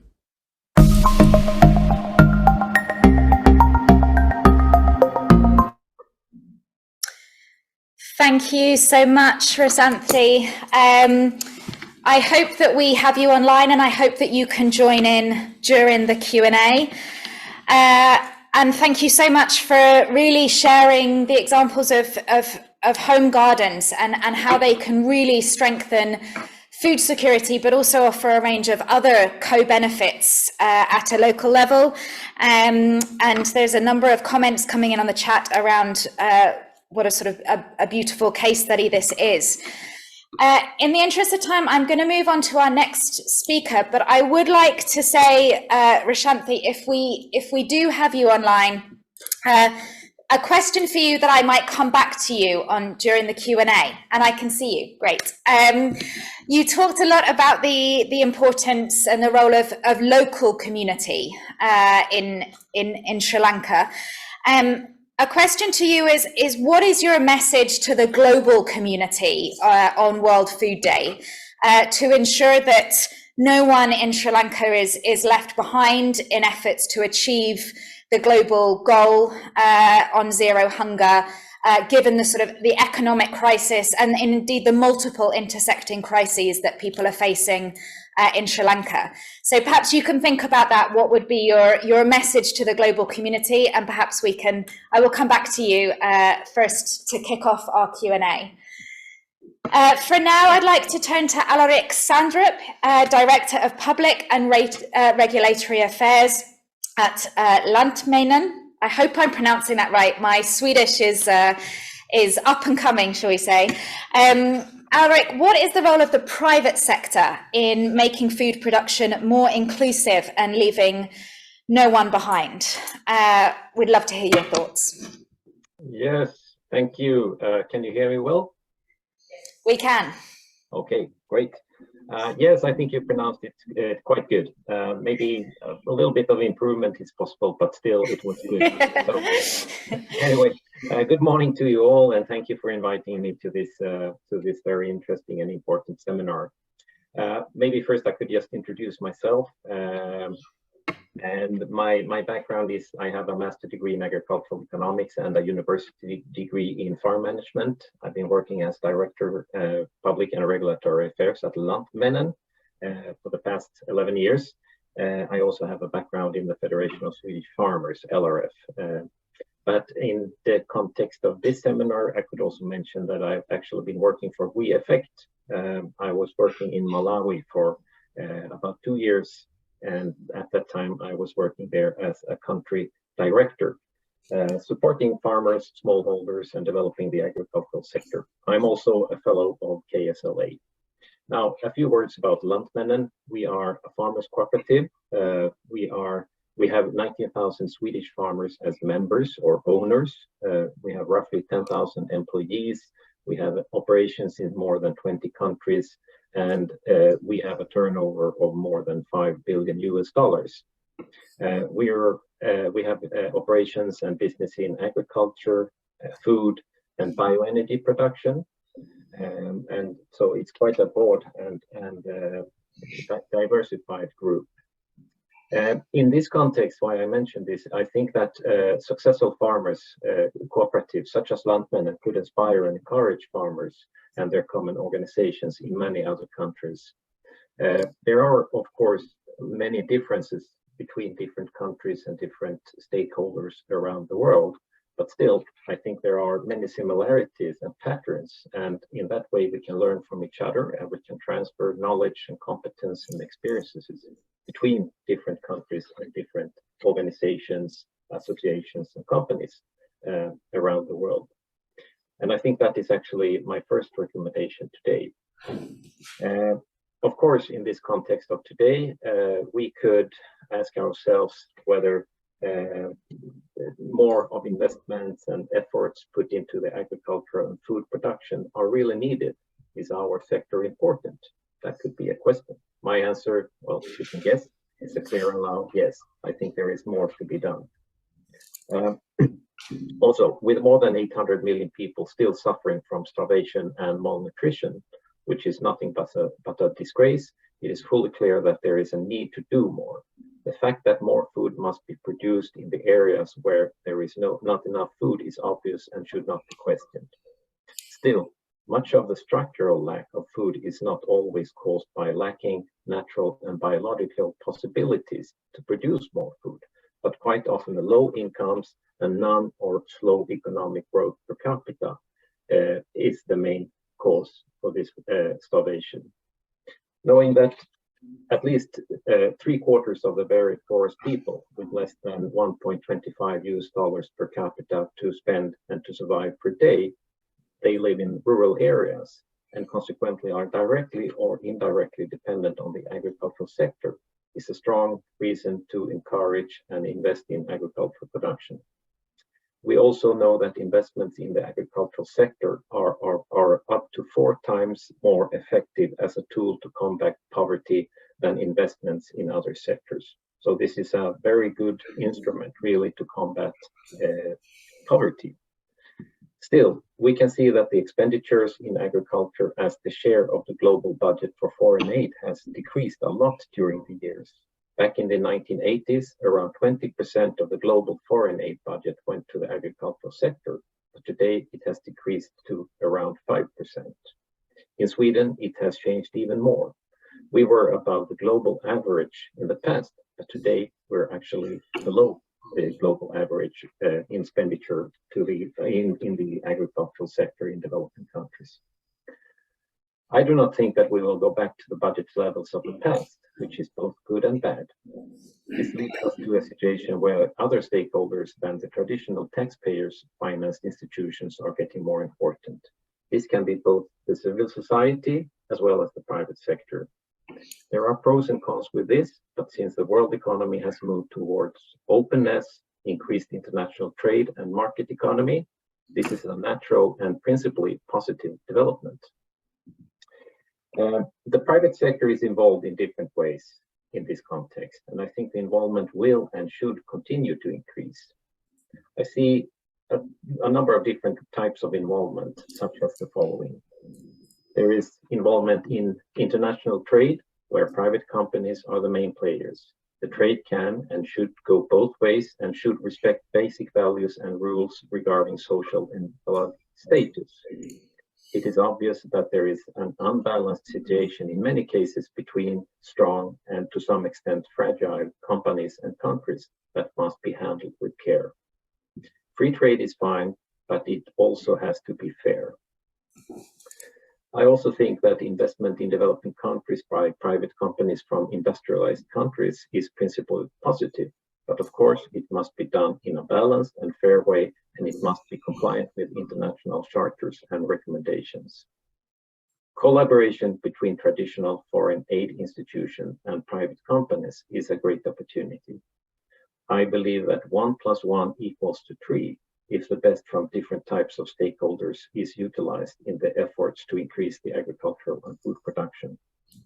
My impression is that this possibility has a lot of potential and it should be further developed. Finally, direct collaboration between similar stakeholders and institutions using experiences and competence from companies such as Lantmännen are very useful for farmers, cooperatives, and organizations in other countries. Lantmännen has contributed substantially to the farmers and the agricultural sector in Sweden, and I'm convinced that farmers' commercial cooperatives are key to sound and positive development in developing countries. This is also my experience from the work I did in Malawi. We had a lot of very, very positive examples of commercial cooperatives run and owned by the farmers. Maybe some of you have heard about NASFAM. They are still up and running, and as far as I know, they are doing good business and also contributing very much to a positive development in the rural areas.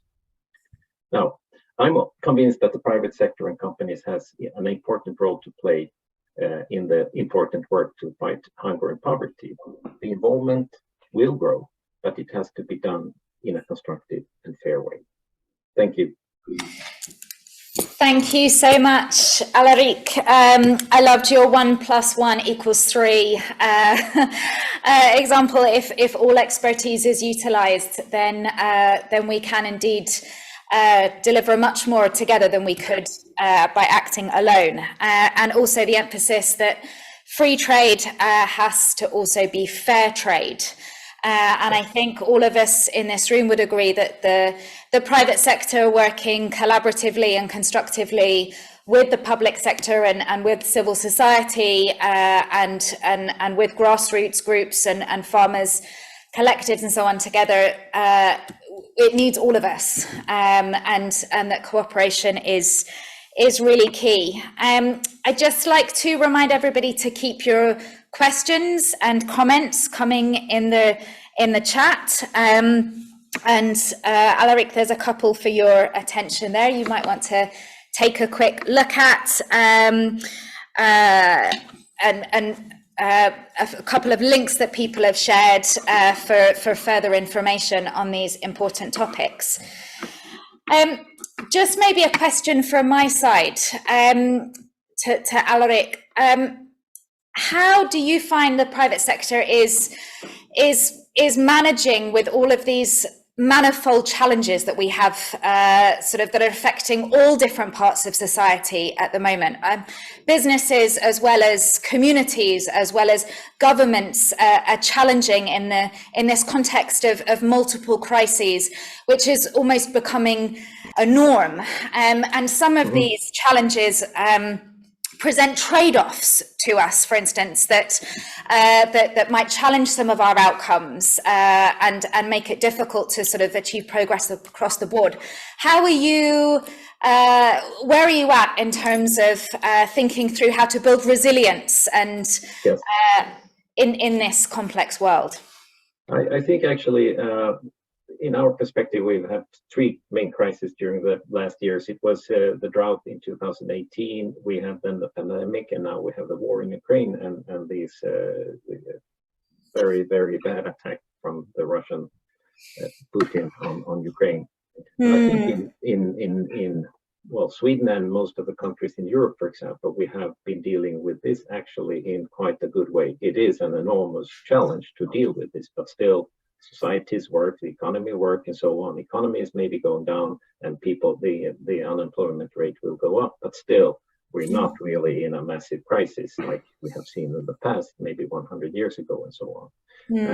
And I think that is due much to the private companies. They have been very fast movers and really adjusting after this new situation.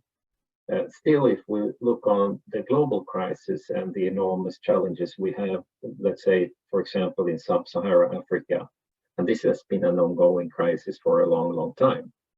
I think that more could be done by private business in this part of the world, definitely. But now, of course, people and companies are more involved in their home country, so to say. It's easier to act and to do things fast when it's where you are located. But I think much of that potential capacity from the private sector, if it could be utilized the same way in, let's say, developing countries, or for example in sub-Saharan Africa, and try to learn from how we have been working with the crises in Europe, I think that can be used also in other parts of the world. Thank you so much. Fantastic. So we now are moving on to our last speaker, but last but by no means least. I'm delighted to introduce Elizabeth Similton, Senior Policy Specialist in Agriculture at SIDA, which is Sweden's government agency for development cooperation. We'd love to hear about what is your approach to strengthening food security around the world. Thank you so much, and thank you so much for the invitation to this really important event. So I will talk about SIDA's approach to food security. And I want to clarify that I'm just talking now on the contributions to development collaboration for agriculture for food security. So not so much on the humanitarian aid to save lives, but I will also touch upon that. So SIDA doesn't have a strategy for food security or for agriculture. Instead, that is integrated under two main sectors. So it's on the inclusive economic development and also under environment and climate. Sometimes that means food security falls between the chairs, and sometimes, like in the support to FAO, agriculture and food security actually gets funded through both those strategies and both those sides of economic and environmental aspects of strategies. And then in our regional and bilateral strategies, of course, depends on the different countries and regions what food security and agriculture can play, what roles that can play there. And then if the strategy seems like a slow way to change because they cover a couple of years, we also provide core funding to some of the organizations, which is a flexible contribution for these organizations to respond faster when unexpected crises like the pandemic or like the war in Ukraine happened. But then for sure, in the current strategies that we are updating now, food security certainly has a more prominent role. And from what I understand now with the new government, also trade will play a larger role in the development collaboration. So we will see what that means for us at SIDA as well. So what is SIDA doing? Well, we're having a lot of dialogues at the moment about the world situation and the food security. And to some extent, we've been guided this year by two very timely external evaluations. One on the approach to food security of SIDA, and the other one that I think Alarik also referred to was the evaluation of 20 years of Swedish aid to agriculture. Both of them conclude that SIDA's work and Sweden's work with agriculture has shifted from pure agronomy and forestry type of support to more integrated into natural resource management, for example. This reflects reality, and it doesn't mean that one excludes the other, but it does get underreported easily, and the contributions towards SDG in particular can appear rather scattered. Those evaluators also argue that another reason has been the political guidance to SIDA that has been weak. And perhaps food security hasn't had the same priority as climate and environment or economic development and some other SDGs. So I also think personally that some of the reasons for this was that we all thought that SDG 2 was really going on track up to the pandemic. What I think we do need to do more about is in terms of food security and thinking in food systems. Doesn't mean that SIDA should fund all entire aspects of a food system, but first of all, to be more aware about interventions and how they impact other aspects in the food systems. The synergies with other interventions and how they contribute to food security outcomes. This also links to conflicts, which we've heard about very clearly. And perhaps also to be able to identify the weakest links that could nudge these systems in more sustainable directions. In particular, to make sure that smallholder farmers do not get disbenefited by investments that we're now seeing in the calls for more fertilizers and seeds to solve the food crisis. Clearly also, the reasons for food insecurity are so diverse, then it depends on whether we live in unstable or fragile conflict contexts between climate zones and between the low, middle income and high income countries and between urban and rural contexts. There are so many diverse situations. Food security is not just one quick fix.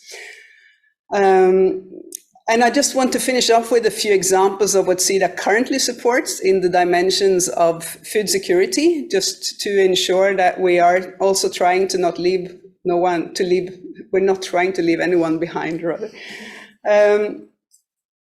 First of all, we want to see more of these seamless transitions between humanitarian and development contributions, especially in the fragile context that we are talking about with prolonged crisis. And we support and encourage the collaboration between WFP, IFAD, and FAO, for example. Some of the questions we really need to be better at answering are if we can prevent conflicts and food insecurity before they happen or get worse. This also includes better foresight prevention, especially for disasters such as El Nino, related to El Nino and La Nina, which we're seeing now in Sahel. These are regular incidents and they happen frequently, so that it should be possible to respond better to those. On food availability and sustainability, the amount of food that we can increase. We can do that through productivity increases, but also through production and growing in 3 dimensions, as we've seen the examples from Sri Lanka, for example, instead of monocultures. We can reduce harvest loss and damage and waste. We also support the International Treaty on Plant Genetic Resources for Food and Agriculture, because we have seen during the pandemic how important it is to have local seeds to faster respond to shocks when these happens, and also in the response to natural disasters, and also longer-term climate crisis. We also work with the SIPA to support biological pest control, which is another way for local farmers to prepare their own responses. In terms of food access, through bilateral agreements in fragile contexts like the Sahel, similar to what we've heard about already from Caroline, we support agro-pastoralists to strengthen agriculture value chains through environment and climate or peace-building activities. This could include simple things like women's crops, focusing on chickpeas, which makes a direct income to the women's pockets instead, and for them to earn an income. We support agriculture and agroforestry in refugee camps as a part to contribute and also contribute to food production, and also as a way to reduce the environmental degradation outside or immediate proximity to the refugee camps.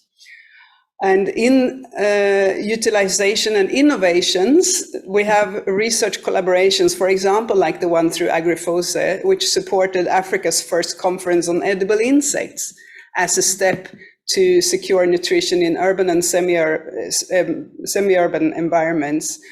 This resulted in a cookbook that won the Goldman Awards in 2022. So this shows really interesting things happening.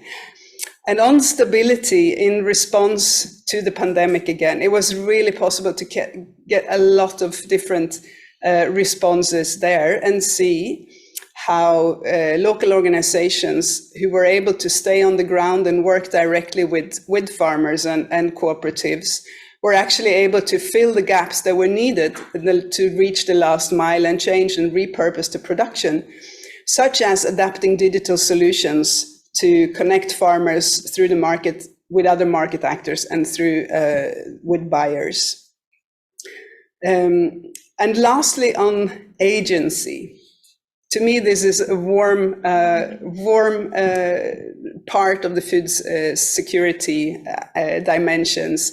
There is so much to learn from farmers on local knowledge and how local markets really function during the pandemic. So many innovative solutions, and in our support to research networks, actually also help them to share these experiences with each other, and so that they could respond and repurpose again production with circular methods. We've seen examples of vermiculture and composts when the trade ceased during the pandemic, but also now during the Ukraine war, when the fertilizer market has stopped. Again, this shows the importance of local seeds and making your own inputs, and how that can make you less dependent when crisis hit. So these were a few examples focusing on the smallholders, and I will look forward to questions and the discussion. There is more to come, I'm sure. So thank you very much.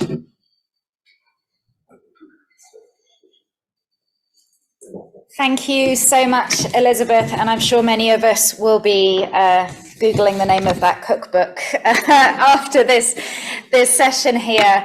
Thank you so much for reflecting on the work that CEDA is doing with some of those most vulnerable groups, particularly important given the focus of today's discussion on leaving no one behind, on the important role of innovation in this space, and of also ensuring that we're convening different groups and sharing knowledge and expertise, both sort of, I guess, geographically across the world, but also across different levels, and making sure that we're creating spaces where some of the knowledge and the solutions that come from the bottom up, come from the grassroots, can really be heard by those that are directing some of the bigger kind of programs and policies in this space.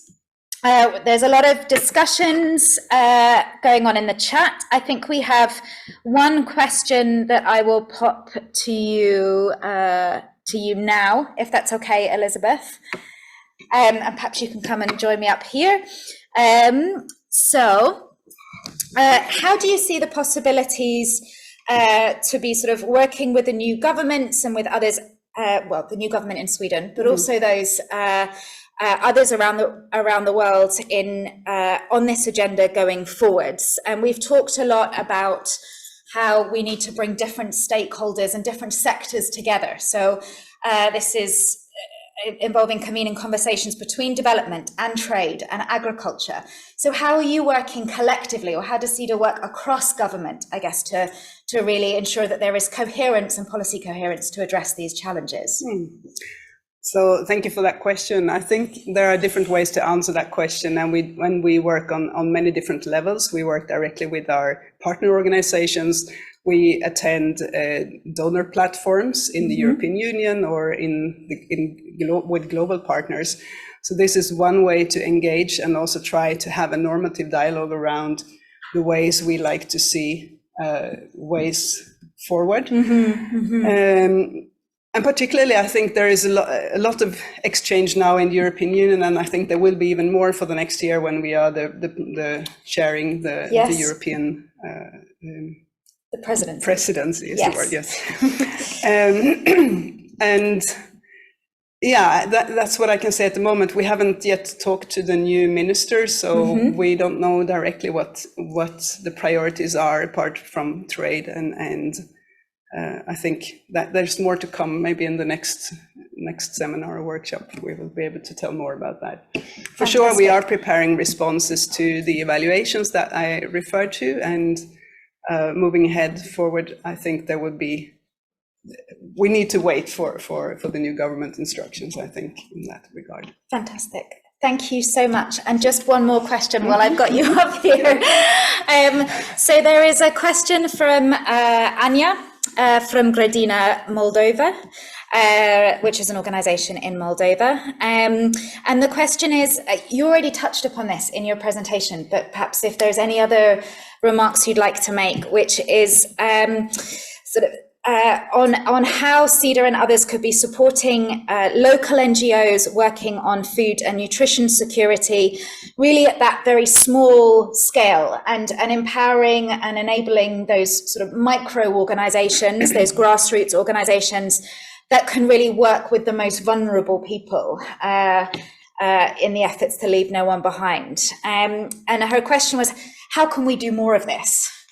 So important, like we have seen during the pandemic, to have these local organizations who stay there on the ground, remain there and work hard and know the context so much more in detail.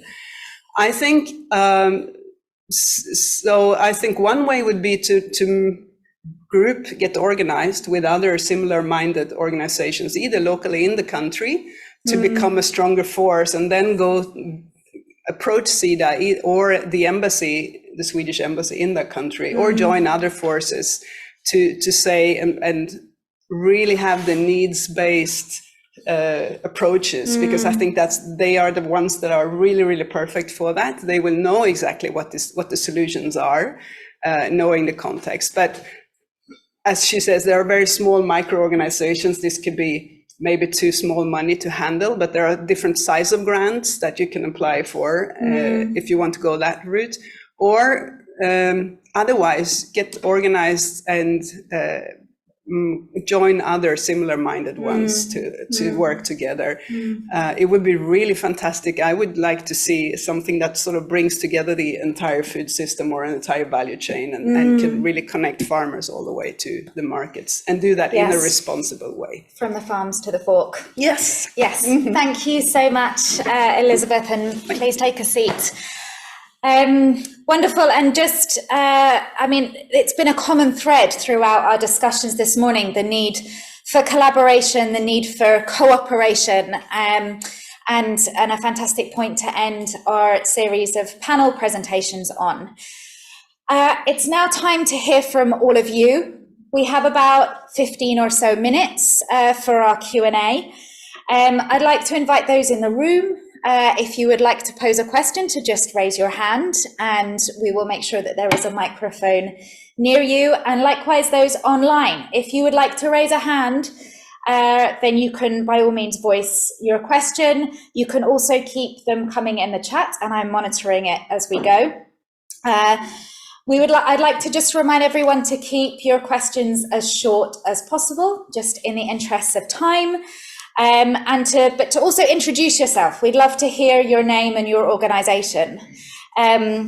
So I'll give you a couple of minutes to think about your questions. And in the meantime, I would love to turn back to Rishanthi, if we can, joining us in Sri Lanka for that question that I posed to you on what would be your message to the global community in terms of supporting the efforts of local communities, of farmers, of those growing these home gardens. How can we be providing support to those in Sri Lanka to strengthen food security? Thank you, Anna, for the question. I think like my message would be, I would like to stress on the saying which goes as like, no one size fits all, because I believe that, you know, at this point, because of the economic crisis, we do get a lot of funding from a lot of INGOs and other countries, but where this fund goes is a question, because most of the time these funds are focused on large scale projects or businesses. But I think, like as I mentioned in my presentation, I think it should also be focusing on small scale businesses like home gardening. So because that is also a way of bringing the communities together and also going back to your traditional roots and like traditional agriculture methods, which can also create a sustainable agriculture pattern. So I think that is much long lasting, and also communities are also learning to survive in this situation. So I think that is something that I want to stress on, because it's not only about getting the funding that we need, but also getting for the right program, which will make a lot of difference. So I think that is something that we should focus on. Yeah. Thank you so much, Rishanthi. I would like to perhaps ask the same question now to Aditi, in terms of sort of your messages for the global level, really on World Food Day 2022, and what you see as some of the key priorities and next steps moving forward. And there's also a question that came up earlier that I thought you might have some interesting reflections on, around how we can really be better supporting small-scale farmers, and particularly your presentation really reflected on who is being left behind, and of course farmers around the world can be sort of cross-cutting, all these different groups that you mentioned. So how can we really support our farmers around the world, those small-scale local farmers that are really feeding their communities, in ways that ensure we're not leaving anyone behind? And the question was particularly sort of, so many farmers cannot farm full time because it is simply too risky. So really, how can we support their livelihoods, I suppose, and ensure they're not left behind? So I think in one line, I would say that we really need to put a woman's face on the farmer's face, because what is called the feminization of agriculture, where a lot of male migration happens first before women and the families go. So a lot of the agriculture is really done by women. This is happening in Asia, in Africa, in Latin America. So it's something that's global in all the agricultural economies. So like I said, we need robust data. Who's the farmer? How do we intervene? One. The second thing is that we really need to focus much more on horticulture than on just food grains and food crops, because I'm looking at it from a food point of view, a food and nutritional point of view. And this was pointed out earlier too, that monoculture is something that might give you income, but it will not put nutritious food in your mouths.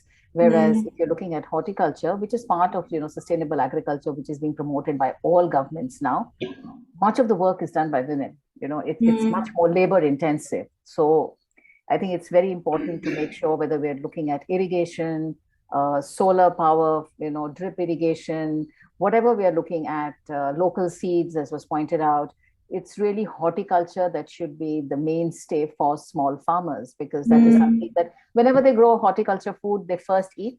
And, it also has poultry, and so they will have their milk, their eggs, their fruits, their vegetables. Agroforestry is part of it. So they will then eat first, and then the rest of it they will sell in local markets or bigger markets or trade. So I think this focus needs to shift to growing more nutritious food, which in a country like India, we also include pulses, because they're also, protein for people.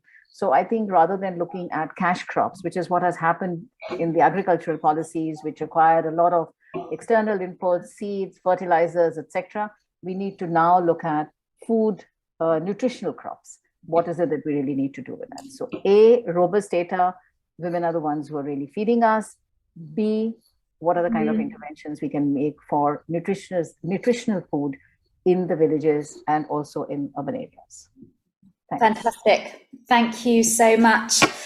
Wonderful. Caroline, there was a question directed to you earlier. By all means, come up and join me on the panel. The question was specifically around sort of in the efforts to combat climate change and build more resilient communities. It could involve sort of the generation of local renewable energy, forms of energy, for instance, solar panel parks, that could, on a huge scale, sort of conflict with the space needed for farming and for growing of food. And the question was sort of, how do we, come up with solutions, I guess, to manage these potential trade-offs? And my question to you is, I guess a bit more broadly, that do you see trade-offs in your work to both sort of strengthen food security and decrease violent conflict around the world? And sort of bearing in mind the relationship between the two, how crucial is it to sort of get lots of different groups together, and who sort of needs to be involved to manage those trade-offs?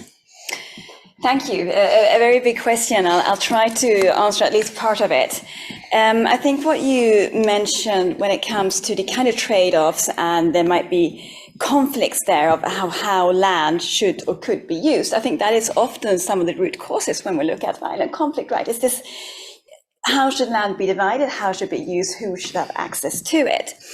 And we do see in, for example, in post-conflict settings, that competing claims to land can be quite critical and hard to deal with. And when you post that question, I sort of come back to Colombia again, because there we have different approaches to, post-conflict developments there, where on the one hand, you have the kind of, economic, industrial agriculture kind of development that you want to promote. There's potential for it, as in like monocrops, the energy resource extraction, all that. And that is where, so far, much of the money need to finance the peace agreement needs to come from, to generate that kind of development and income. But then on the other hand, you also have an approach to development of land, which is much more small scale.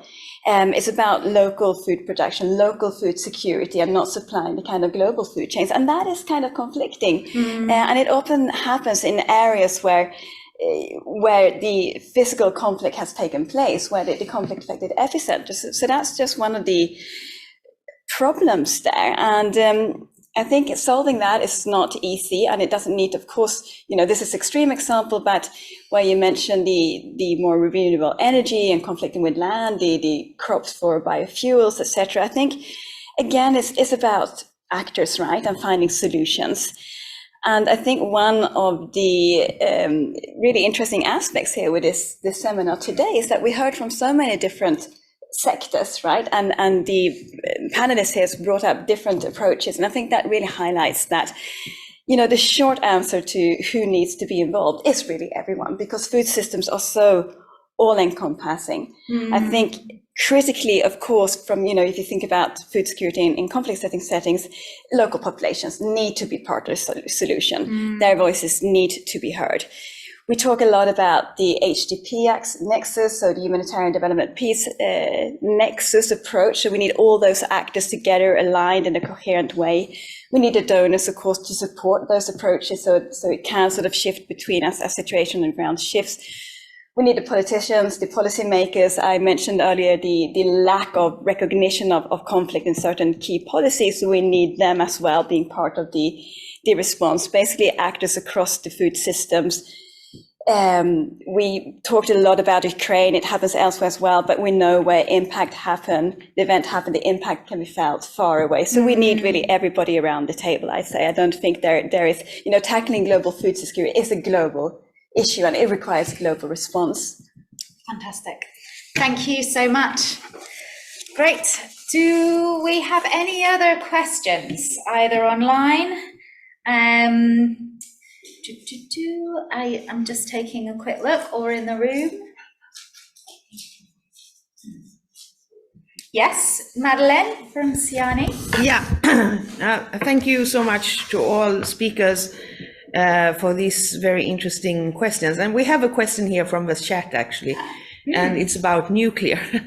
And I don't know if anyone of us can answer it, but Professor Torero mentioned it also in his presentation about the nuclear pollution on lands. And it was also referred to that it will take 10 years to clean up. But from the northern part of Sweden, we know it takes much longer. We can actually not eat berries and meat from certain areas still as a result of a Chernobyl accident that happened in the 80s or something like that. And we still not can enjoy our forest food as we used to. So there is a student here wanted to know a little bit, and I don't know, Caroline, if you have any examples, or have you crossed these kind of issues in your work? Because I guess it's also about, this is nuclear, okay? We can't really get rid of it, but if we have landmines, we can clear it, but it's extremely expensive and it's actually blocking a lot of land access. But if you have some ideas about that? Ideas, no. I have to say, I mean, the nuclear topic itself is not something I've really looked into, but it does, of course, it is part of the way that violent conflict destroys production, right? I mean, landmine is one such example, but it's pollution of land, it can be contamination of unexploded weapons, and of course, this kind of nuclear fallout, well, I mean, it depends on what it's linked to. The Chernobyl disaster was not a kind of conflict disaster, right? But yeah, I think I'll pass that question on. Perhaps that's something that we can have some further discussions about via the SIANI website and on social media. We'd love to hear all of your thoughts and reflections on that topic. Just to say, we are almost out of time, and I would like to turn back to our final panel. So Aditi, Rashanthi, Alaric and Elizabeth, just for a final 1 minute of remarks. And I'm going to keep you to time. I'd really like to reflect or ask you to reflect on what gives you hope. This was a question that came up from our audience earlier on today. We have really, every speaker I think today has emphasized the multifaceted nature of the challenges and the crises that we face today, and how multiple crises intersect and interact in different ways to undermine people's food security. And I cannot emphasize enough the gravity of that situation, and how concerning it is to see where we are today in terms of the course towards the SDG on zero hunger in 2030. But I guess sometimes in moments of crises, it gives an opportunity for transformation, to rethink things, to actually spur levels of progress or forms of progress in ways that we hadn't been able to foresee before these moments. So I would just like to hear your 1 minute of remarks to close the session today on what are some of the critical opportunities you see, and what really gives you hope as we go forward in the drive to leave no one behind in our efforts to achieve global food security. So perhaps I can turn to Aditi first. If you've got some remarks prepared, would love to hear from you. I think, let me start by saying the governments are beginning to move on the right pathways, and which is why I picked up this example of sustainable agriculture, because willy-nilly they will have to move towards what is being called nature-based solutions, etc. I think one of the things that we need to do is to learn from the doers. We don't do that. And unless and until we become better at creating platforms at a more subnational level to listen to some of these solutions by which these people are living every day. We talk about climate change and conflicts, but they are the ones who are finding solutions every day and actually living them. So they obviously have, you may call it traditional knowledge, indigenous knowledge. In our part of the world, we also call it Jugadu knowledge, which is like, whatever they can do best, they do, whatever solutions they can come up with. So I think, one, we need to listen to the doers. We need to make sure that we build organically on what that is happening, because if you look at any of the techno-managerial solutions that we do come up with, if they don't get accepted by people in their everyday life, they face what are called socio-cultural barriers, then they only remain techno-managerial solutions. So I think it's extremely important to bridge that gap. I also think that the role of the private sector needs to expand much more to include smallholder agriculture, local agriculture, because the kind of risks that the private sector can take is something that a private farmer cannot take, even a part-time farmer cannot take. So I think there's a huge, I don't want to start kind of listing those things, but it's something that we need to start much more discussion on, that where is it that the private sector can come in. Solar panels is a good idea, where you have these local people pooling their land or using it to cover and protect their things, and so that is where the private sector comes in. So I just want to stop there to say that there are opportunities, and I think we just need to listen more, and then we shall be getting there. Thank you. Fantastic. Thank you so much, Aditi. Listen to the doers. I will be having your words echo in my ears as I leave today. Just to shake things up, perhaps then, just as you mentioned the private sector, we can turn to Alaric for his comments on what gives him hope for going forwards. Yes. Okay. Thank you. Well, you mentioned the crisis we've had in Europe and so on now, and I mentioned a couple of examples, and whether we can learn from that, and how can we pick up the good things from those crises.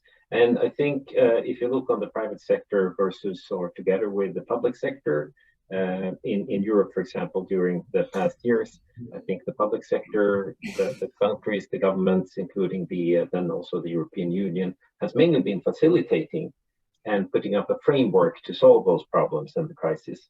But the hands-on solutions and the production of the products we need, energy and food and medicine and all that, protection equipment during the pandemic era, was coming from the private sector. So I think that is one lesson learned from that. And if we move into the theme of today's this seminar today, I think one thing I would love to see would be that we could develop a model for this collaboration between the different stakeholders, including the private sector, when it comes to the development of in this case, the food and the agricultural sector. I don't think we really have a model for this. We don't really have a framework for this. And I think if, for example, FAO, if we're talking about food and agriculture, of course, and the World Bank in Sweden, SIDA, somehow could facilitate a process where we could develop a model for this collaboration, where we put together private sector and private stakeholders in different countries together with the different institutions involved. I think that would actually contribute a lot to the development in the future. Fantastic. Thank you so much. A framework for cooperation and collaboration. And you're doing all my job for me. Given you mentioned Cedar, I'm going to turn to Elizabeth Similton, for your final remarks. Yeah, come up.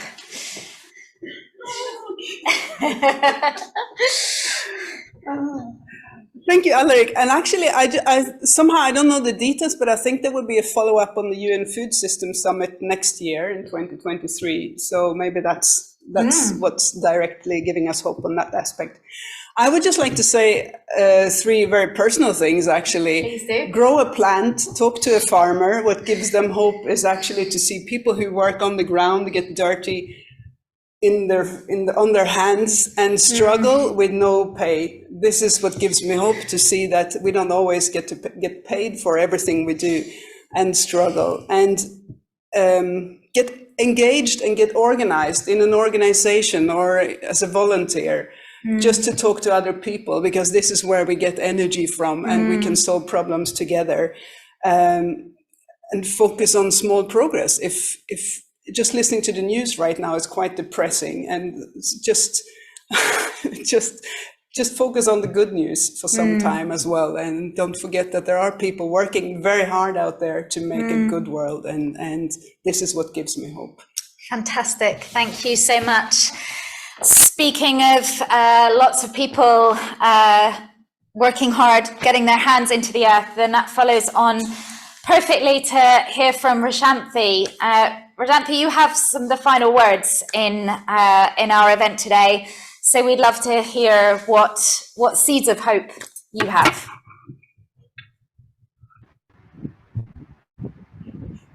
Yeah. So maybe what I would like to say is that it again goes with what I mentioned earlier, and with all the presentations, I understood that everyone is talking about like what works well in their own country. So I think that is something to think about, and I firmly believe that it's always better to it's always good to bring in new systems and introduce new things, but it's also important to give back to the community and also live true to your roots, because that can help in long run. So maybe that's the message I would like to stress again. Yeah.